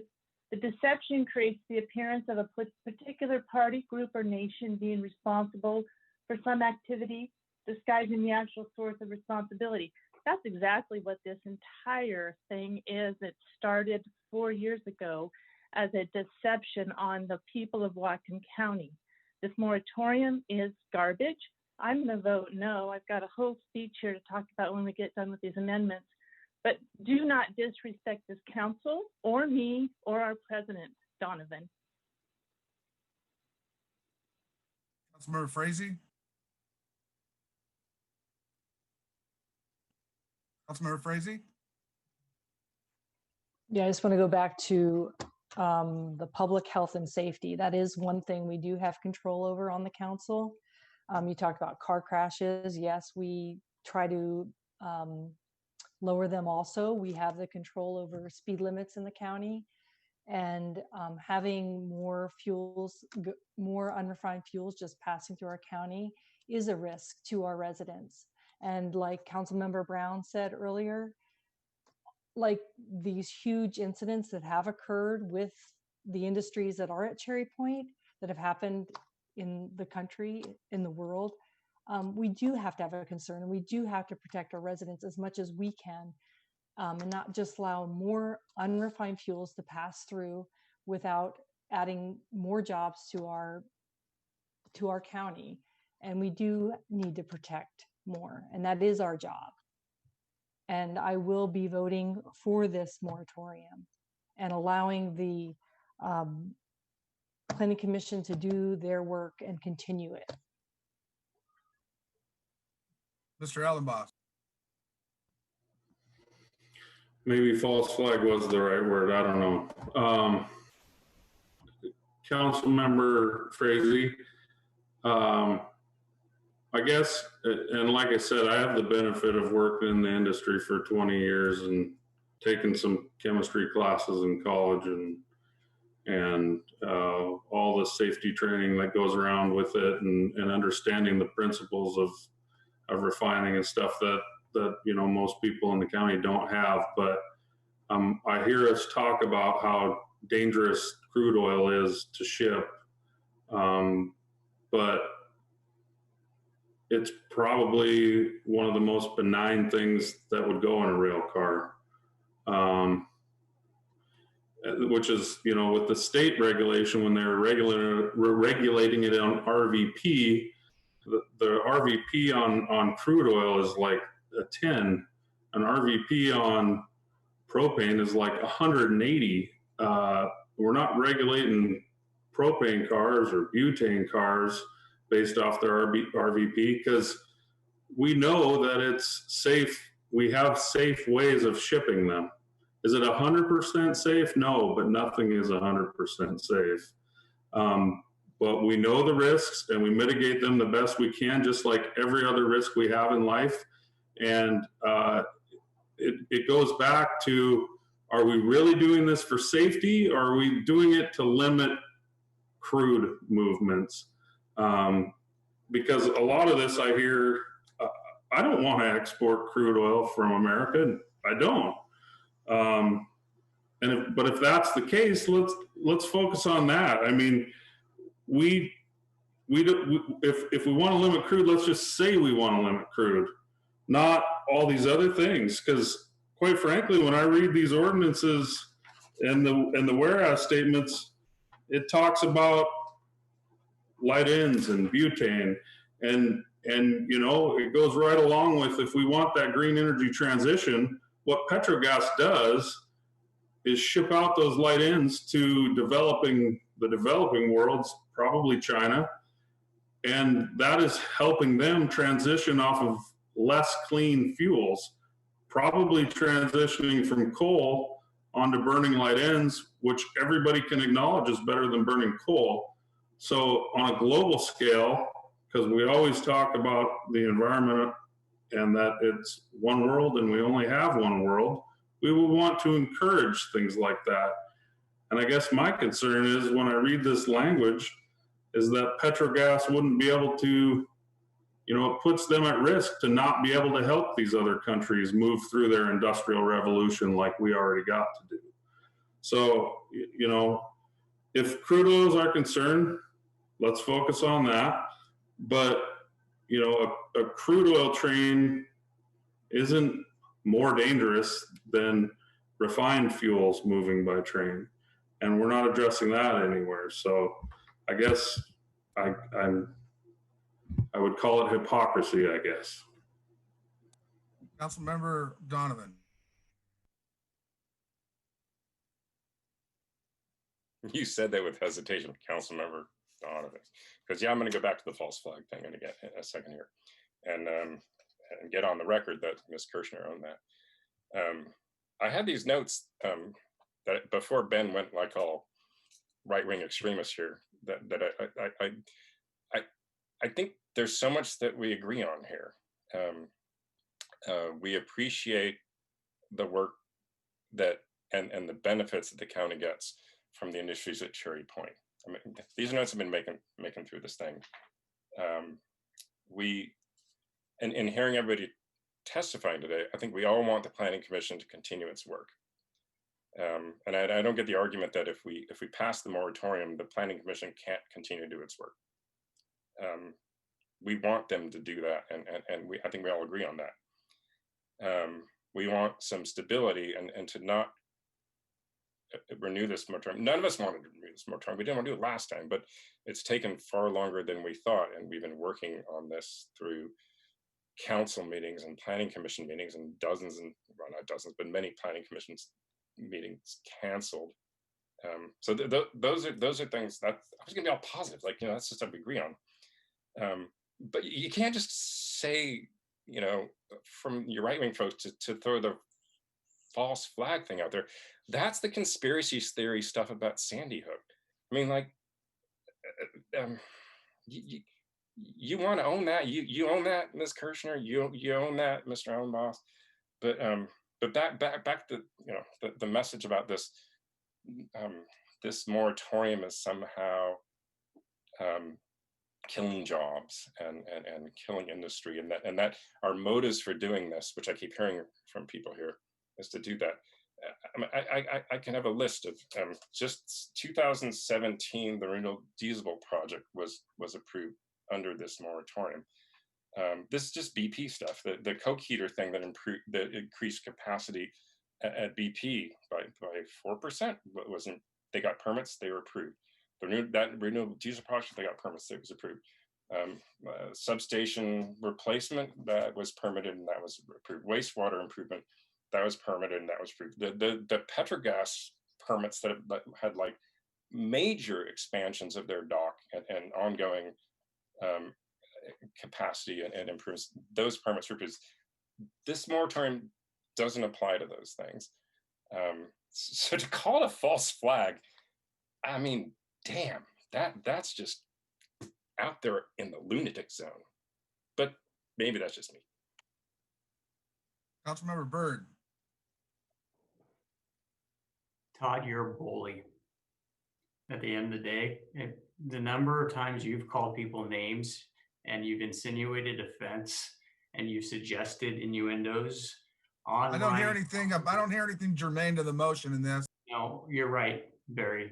But if he's going to continue to do this every time he speaks and you're not going to cut him off, that's wrong in these meetings. It can't continue.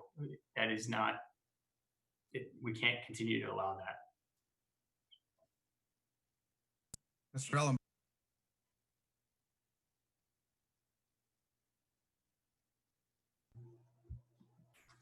I don't really mind when Todd does that.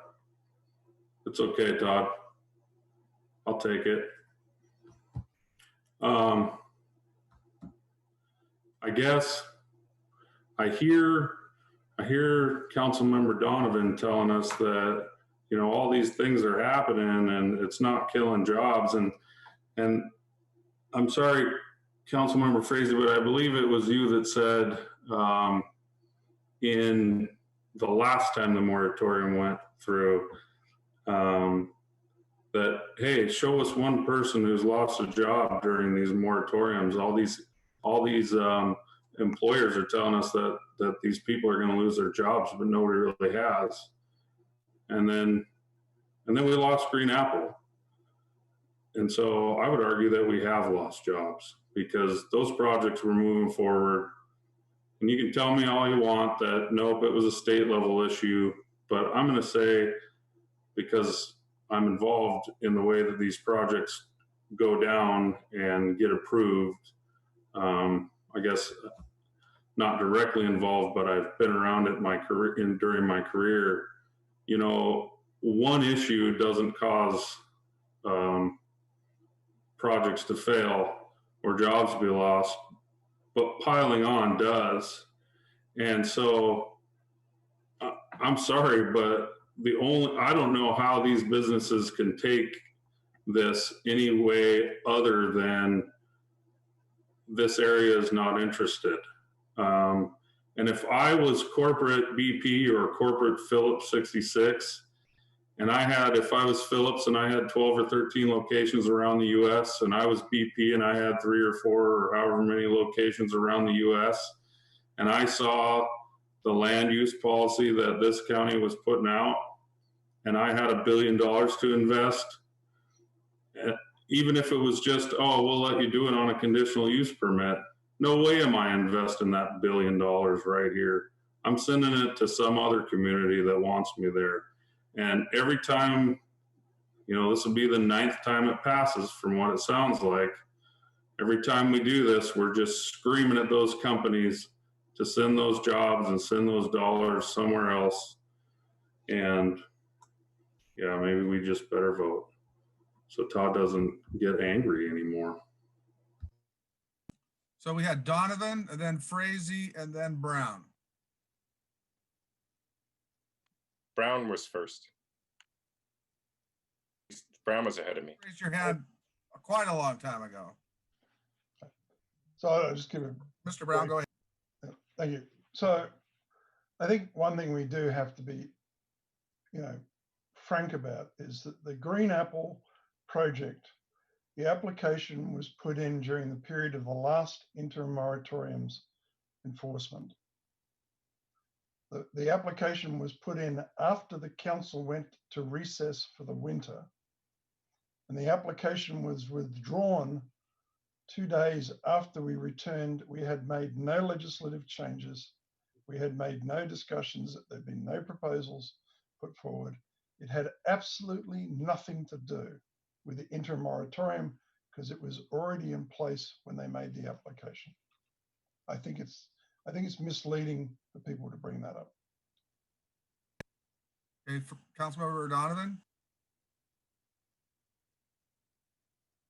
Unmute. Yeah, I'm not gonna be. Who's it? Tyler Ben said I'd be angry. I'm angry. I'm just frustrated. So Ms. Kirshner, the flag is crumpled. Is the only flag I had. The first time we tried to do a public meeting, and I thought we should have a flag. Chairman Buchanan had his phone, and that wasn't seen as appropriate. And I think it's awkward when we have our evening meetings and we don't do the flag salute. So I just wanted a flag here. Apologize if it's crumpled. Mr. Byrd, about personal attacks. That's great. I think your first day on the job, you launched personal attacks on people who were applying to be your colleagues. You've launched personal attacks on, did baseless personal attacks on people who were applying for the Planning Commission. You've launched conspiracy theories about myself and my motives in launching some of these code amendments. So yeah, that'd be great. Yeah, let's just stop all that. Councilmember Frazee. Back to the Green Apple statement, like Councilmember Brown said, I don't think it was due to our moratorium.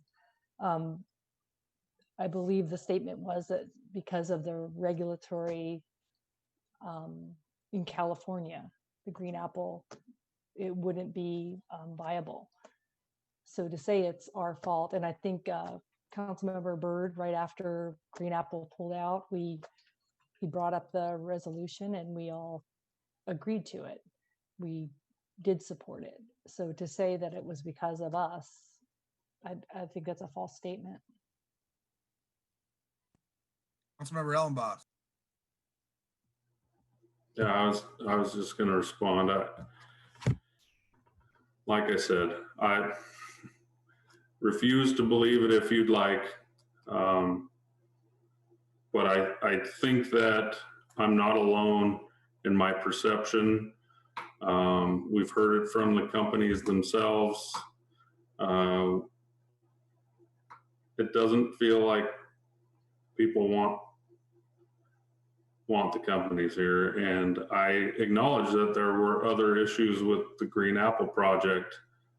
My statement was that one issue may be something that a company is willing to overcome, but when the issues are piled on, it makes their decision pretty easy. And our land use policy probably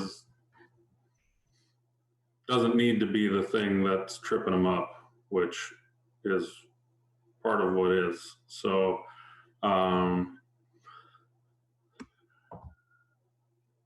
Councilmember Donovan,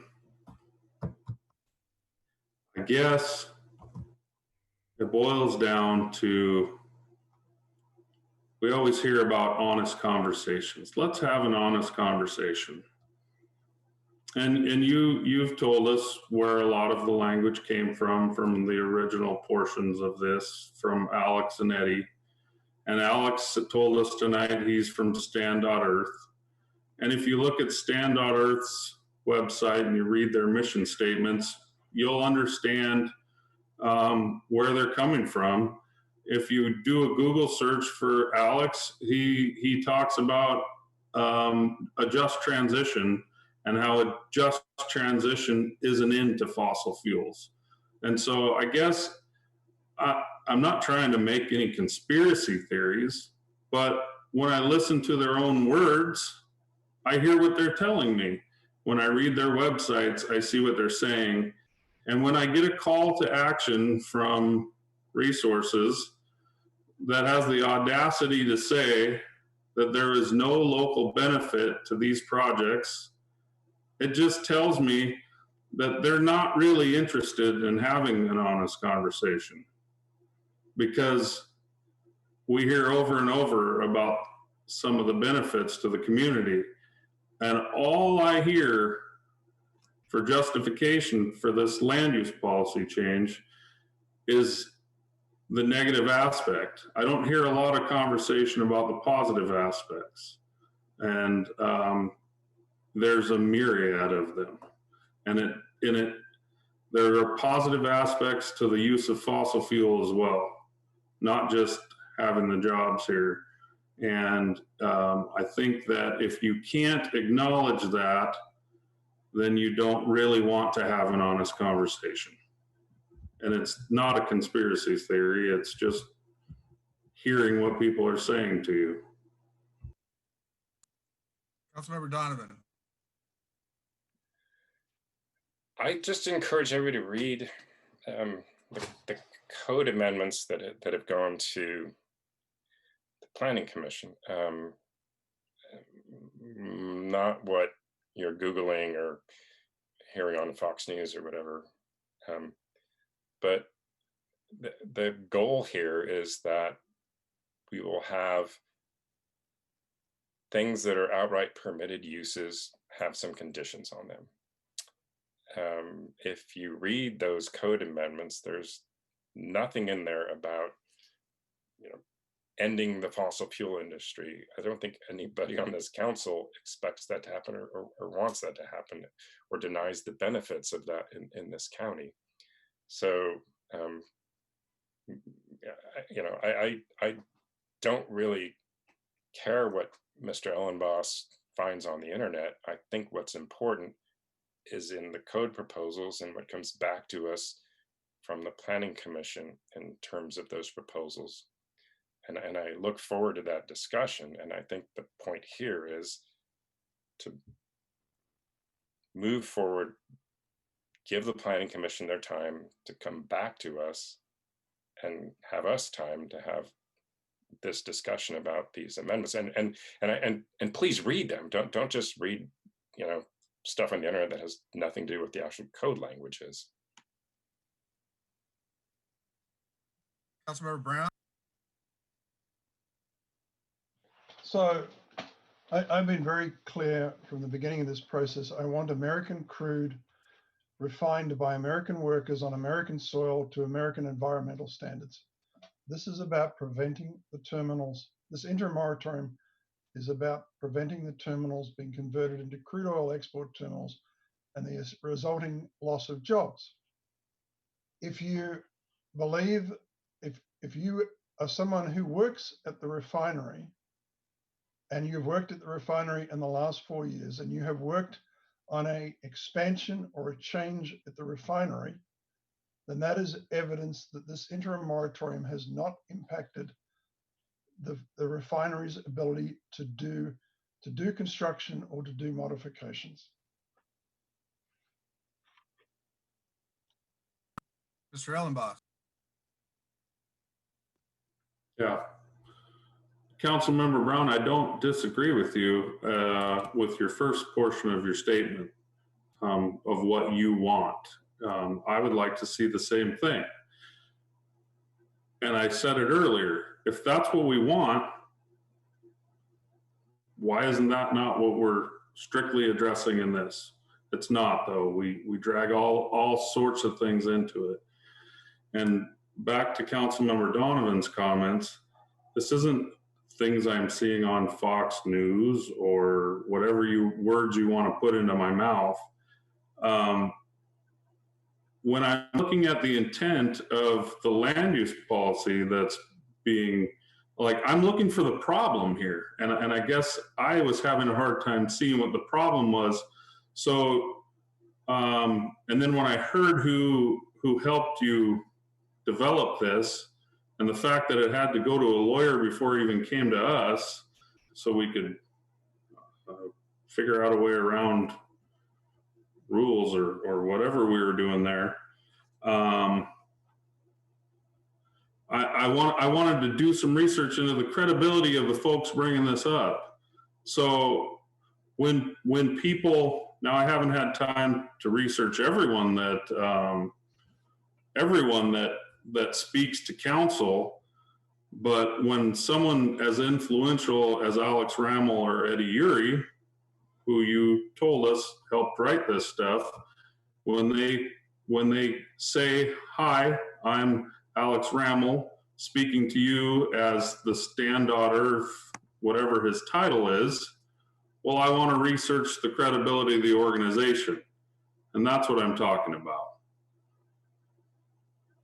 Is that not due diligence, or is that another right-wing conspiracy theory? And so when I read what their motion, or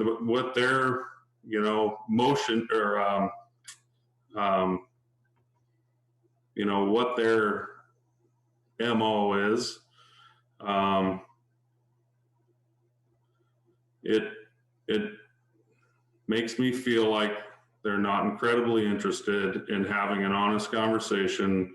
They have what they would like to see, and I'm not so sure that the people in my district would agree with that. That's fair enough. But I'm encouraging people to read the code, and the problem, if you maybe we don't see it the same way, but that big projects have been permitted with denial of significance, in environmental impact significances, DNS, and the rail spurs for both the refineries. And you and I might look at that differently. Like, you might look at that as that should be an outright permitted use with no environmental review. I look at that as that's something that should have more of an environmental review. So I just want to I hope we can get past whoever it is we're working with, the council work with attorneys to try to figure out how we can do this within our bailiwick. But yeah, I respect your position. Yeah, we look at that differently. But that's the problem that I see. You don't see that as a problem. That what is unconditional or conditional permitted, and I think that's kind of where we're at here. Mr. Ellenboss? Again, putting words in my mouth. No, I'm not saying that we don't need to have incredible scrutiny on environmental review. What I'm saying is that just because the Whatcom County Council doesn't regulate it, or Title 20 doesn't regulate it, doesn't mean that it's unregulated. And I guess I just have the added benefit of knowing how much scrutiny gets put into these projects, which gives me maybe more of a comfort level than you have with it. But again, I've said it once, I'll say it 1,000 times, Title 20 land use policy is probably not the best place to be regulating oil refining. Our capacity to do that in Whatcom County, our expertise to do that, from planning and development services is not the best place to do that. There are experts that do this on a state and federal level, and they have been doing it fairly well with much more knowledge and scrutiny than we could ever have here in Whatcom County. Councilmember Brown? So, Mr. Ellenboss, was the Olympic pipeline regulated? Was Deepwater Horizon regulated? Was Exxon Valdez regulated? And if so, was the regulation adequate to prevent a disaster? Go ahead, Mr. Ellenboss. Go ahead, Mr. Ellenboss. Yes, they were, just as much as cars are regulated, just as much as farms are regulated, just as much as pesticide use is regulated.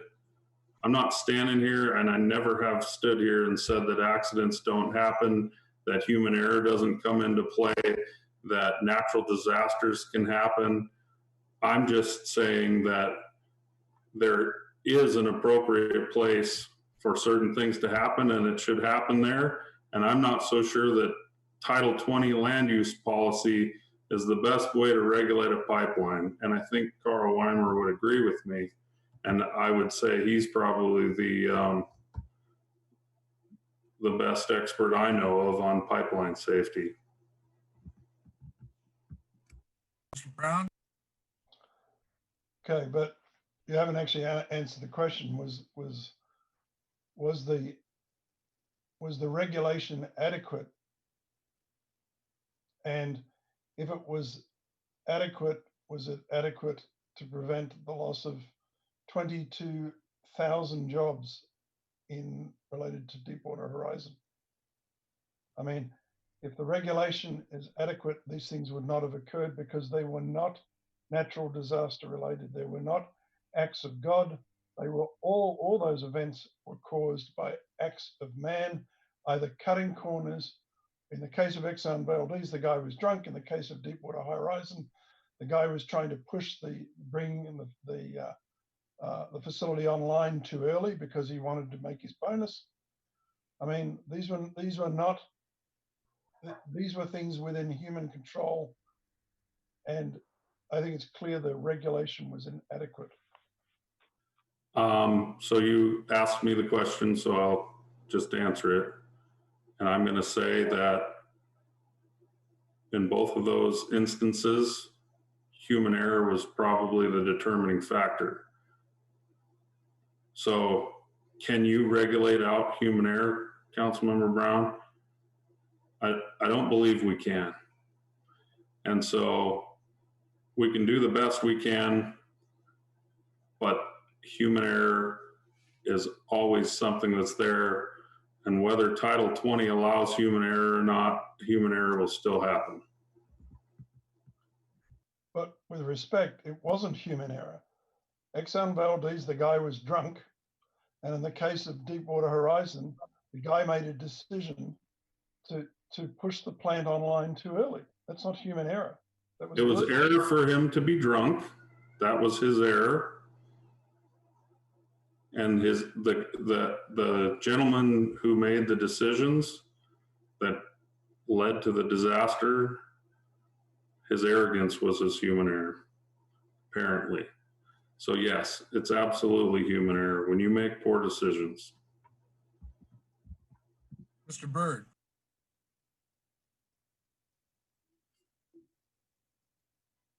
It's an interesting conversation. I mean, if it's not mechanical and the error is caused by a human, then by default, it's going to be a human error. At the end of the day, nothing we can do will ever remove all potential for an accident at some point in time. I mean, we could put a battery plant in and it could explode, right? I mean, who knows? I mean, so is what we're saying is like we're going to regulate everything down to the infinite possibility on the assumption that something could go wrong. I guess how I don't see, is that really what we're here for? That's a hard one too. We've been through this conversation so many times. I mean, it's interesting to hear for me to hear Ben's perspective on some of the code stuff as well, and hear some of the conversation back and forth. But, you know, I guess like in my head, as I'm listening to this, what I really hope is that we're looking at a time right now like none of us have seen before. And we've said that a dozen times, if not more. And I really hope that we can put as much energy into creating jobs here in the next year or two as we are into discussing this issue and have with this issue over the last few years, because at the end of the day, our ability to create jobs is going to have a much bigger impact on our community for what they need in the next 12, 24, and 36 months than the amount of time and effort that we've spent on this. So I'm hoping you all are up for that challenge. Councilmember Brown? Mr. Ellenboss? So I think that my motion was to delete the whereas the council further finds that extended the moratorium imposed by ordinance 2019-083 is necessary for the protection of public health and safety. I don't believe we voted on that yet. That's correct.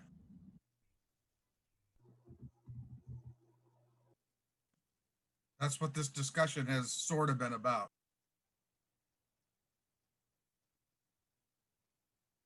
Maybe like 5% of it, 10% of Three, it. maybe three. Yeah, three's good. So are we ready to vote? I am. Yes, please. Call the roll. Tyler Bird. What was One moment. One moment. The motion, repeat the motion. Would you like me to repeat the motion? The motion is to strike on lines 38 and 39 on page 3 of the proposed ordinance.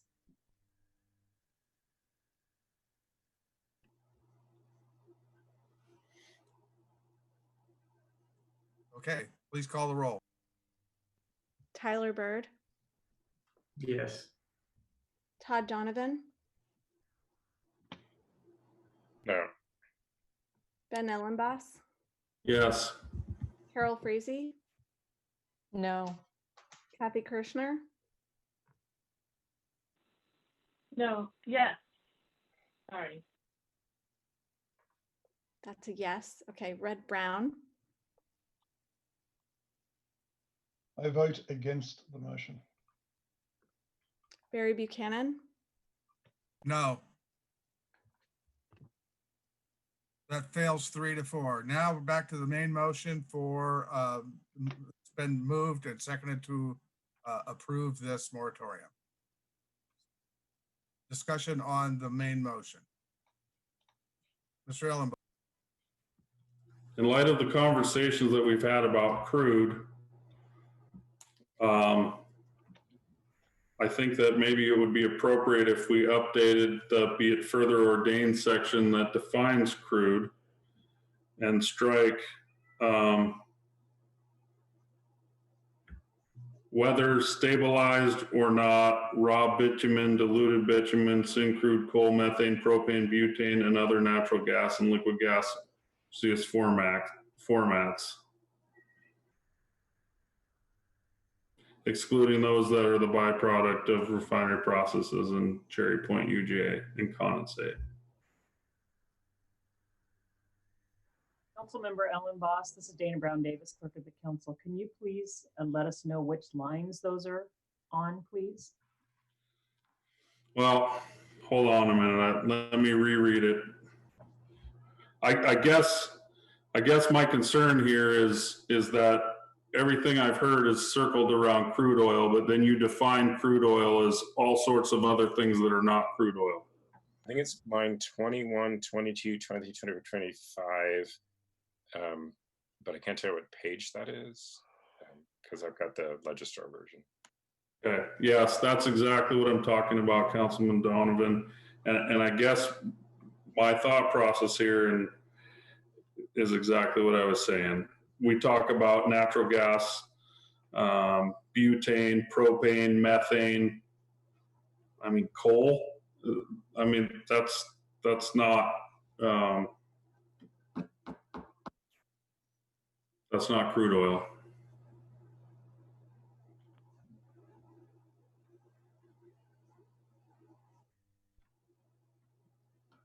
Other discussion on the main motion? Commissioner.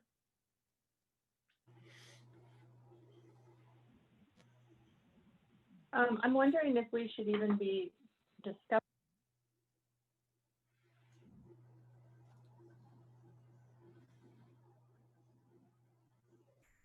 We lost you, Kathy. Please unmute yourself.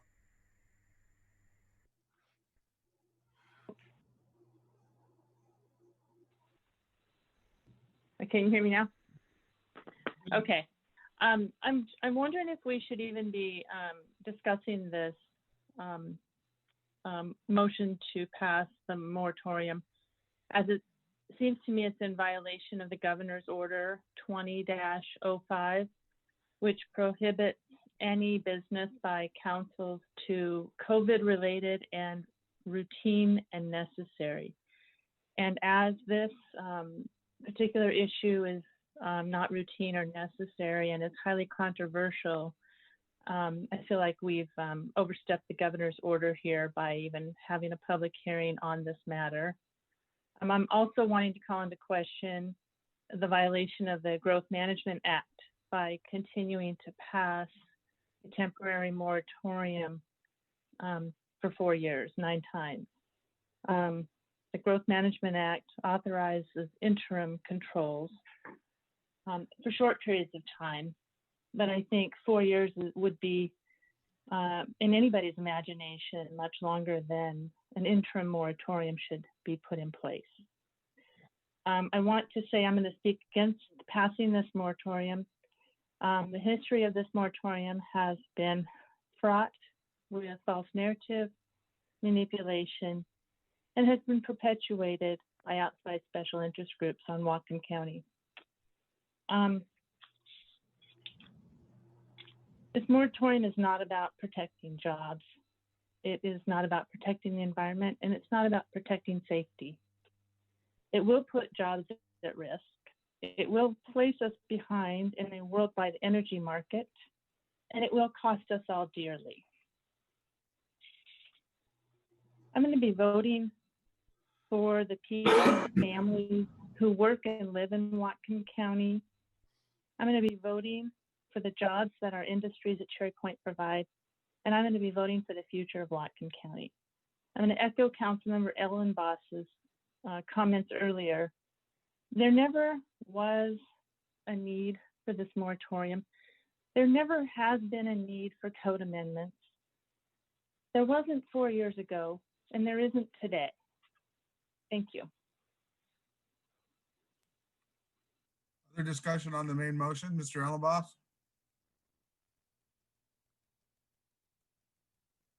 Point of order, Mr. Chair. Yes, go ahead. We are not on the main motion. We are on the motion to amend. Yes. I don't think the motion was actually made. Kathy Halka? I don't believe a motion was made. No, there was a question about the motion and what line specifically, but it was never actually seconded or solidified. That's correct. Yes, Mr. Ellenboss.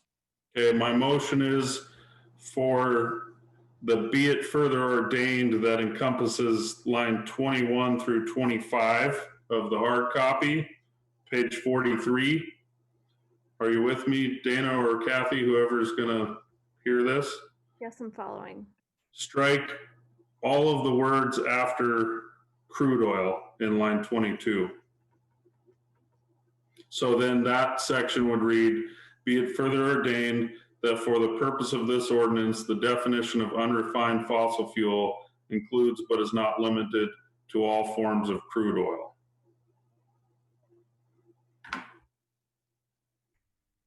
Mr. Donovan, first we need a second. That is in I'll the form second. that was in form of a motion, right, Ben?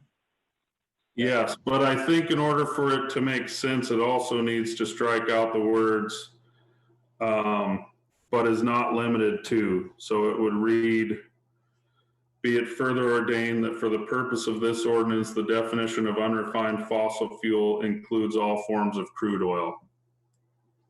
So we have a motion and a second, but before Ms. Kirshner seconded, yes, Yeah. Todd?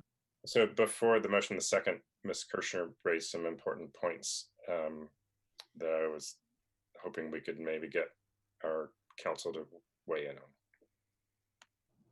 Oh, on the governor's order piece, right? Yeah. So, Ms. Frakes, could you weigh in on that?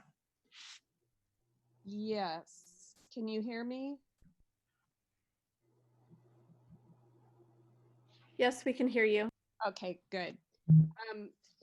Well, I guess there'd be more to discuss about that, except for as of June 1st, there's no further limits on agendas. And so just like the discussion we had today with other commissions, boards, and committees, that particular condition limiting agendas was lifted in the governor's latest order. So in addition, that order doesn't have any bearing on public hearings.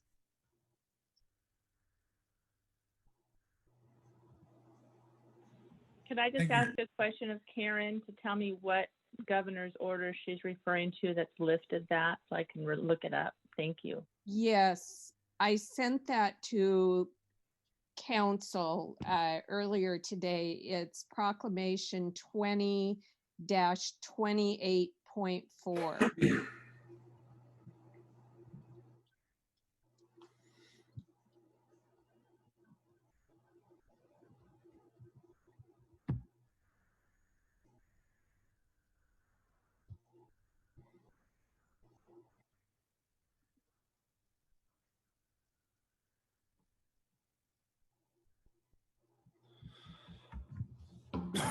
Okay, so we have a motion, a motion and a second to remove the language that Mr. Ellenboss just read. Discussion on that motion.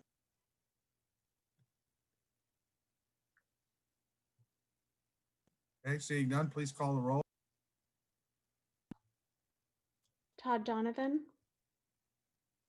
I'm against the motion to remove the whereas. That was the motion.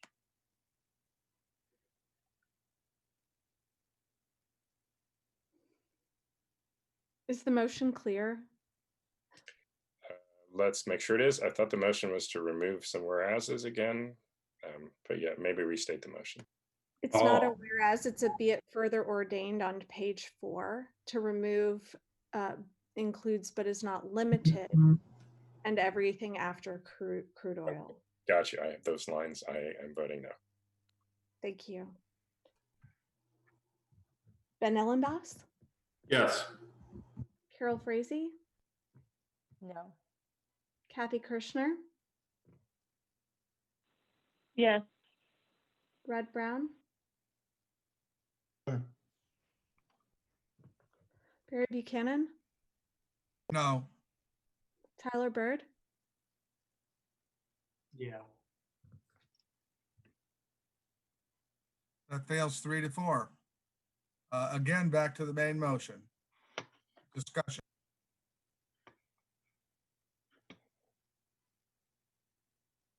Seeing none, please call the roll on the main motion.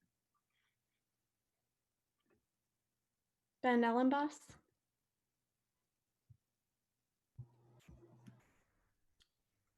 No. Carol Frazee? Yes. Kathy Kirschner? No. Red Brown? Yes. Barry Buchanan? Yes. Tyler Bird? No. Todd Donovan? Yes. That passes 4-3. That's everything that was on our agenda. However, I think Mr. Bird has a motion to bring forward about commissions and committees and such. Go ahead, Mr. Bird. Yeah, I move that any meetings of boards, committees, and commissions through June 17th must be held in accordance with the governor's proclamation 20-28.4. If either the enabling statute requires or the standard practice of the presiding body allows public comment during regular meetings, then remote meetings must provide a process to facilitate public comment in a similar form and length at the time of the meeting. This motion is extended in conjunction with any extensions of the governor's proclamation beyond June 17th. And I so moved. Wow, did you go to law school? Second. I hope we have an awesome attorney on staff. I know. It was pretty impressive, Tyler. I was impressed with your language. Okay, we have a motion and a second. Ms. Kirschner.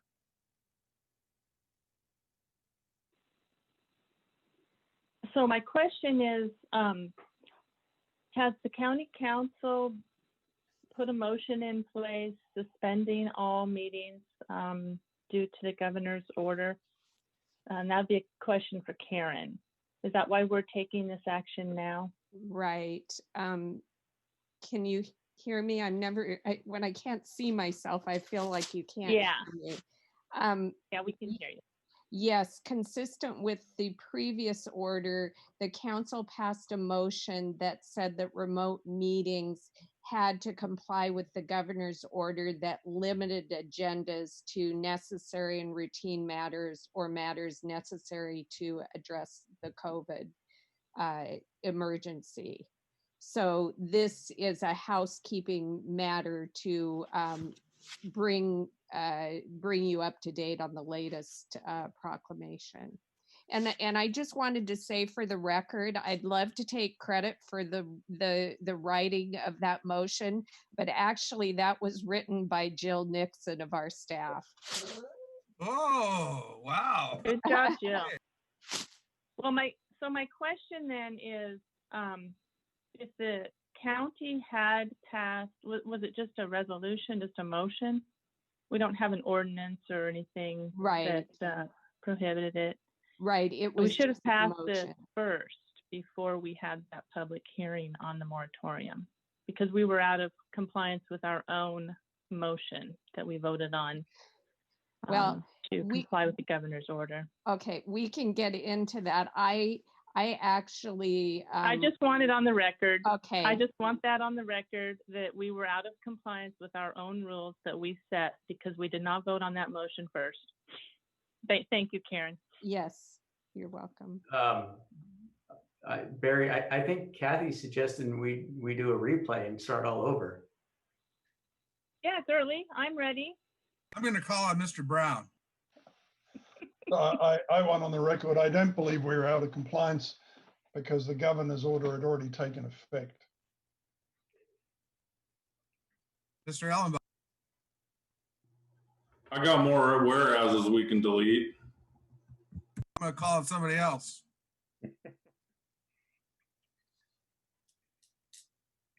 Any more discussion on Tyler's motion?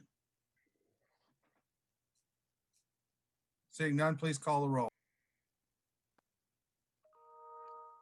Carol Frazee, Yes. Kathy Kirschner, Yes. Red Brown, Yes. Barry Buchanan, Yes. Tyler Bird, Yes, and thank you, Jill. Todd Donovan, Yes, and I was going to say thank you, Jill, as well, and thank you, Tyler. Ben Ellenbass. Yes. That passes unanimously, so the Planning Commission can get back to work. That's what I'm hearing. So anything else for the good of the order?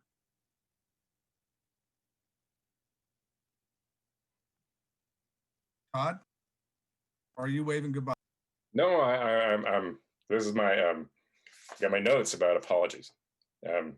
So I want to apologize to Mr. Bird for things I might have said in committee earlier. I'm sorry, in our earlier meetings about asparaging. That's not really a word, is it? Assuming partisanship, and I do believe that we are going to have a more efficient process doing the budget as committee of the whole. I think I said things that were not appropriate in the discussion of that. I also want to apologize. I do this with Barbara Brenner when she's on council before. I apologize.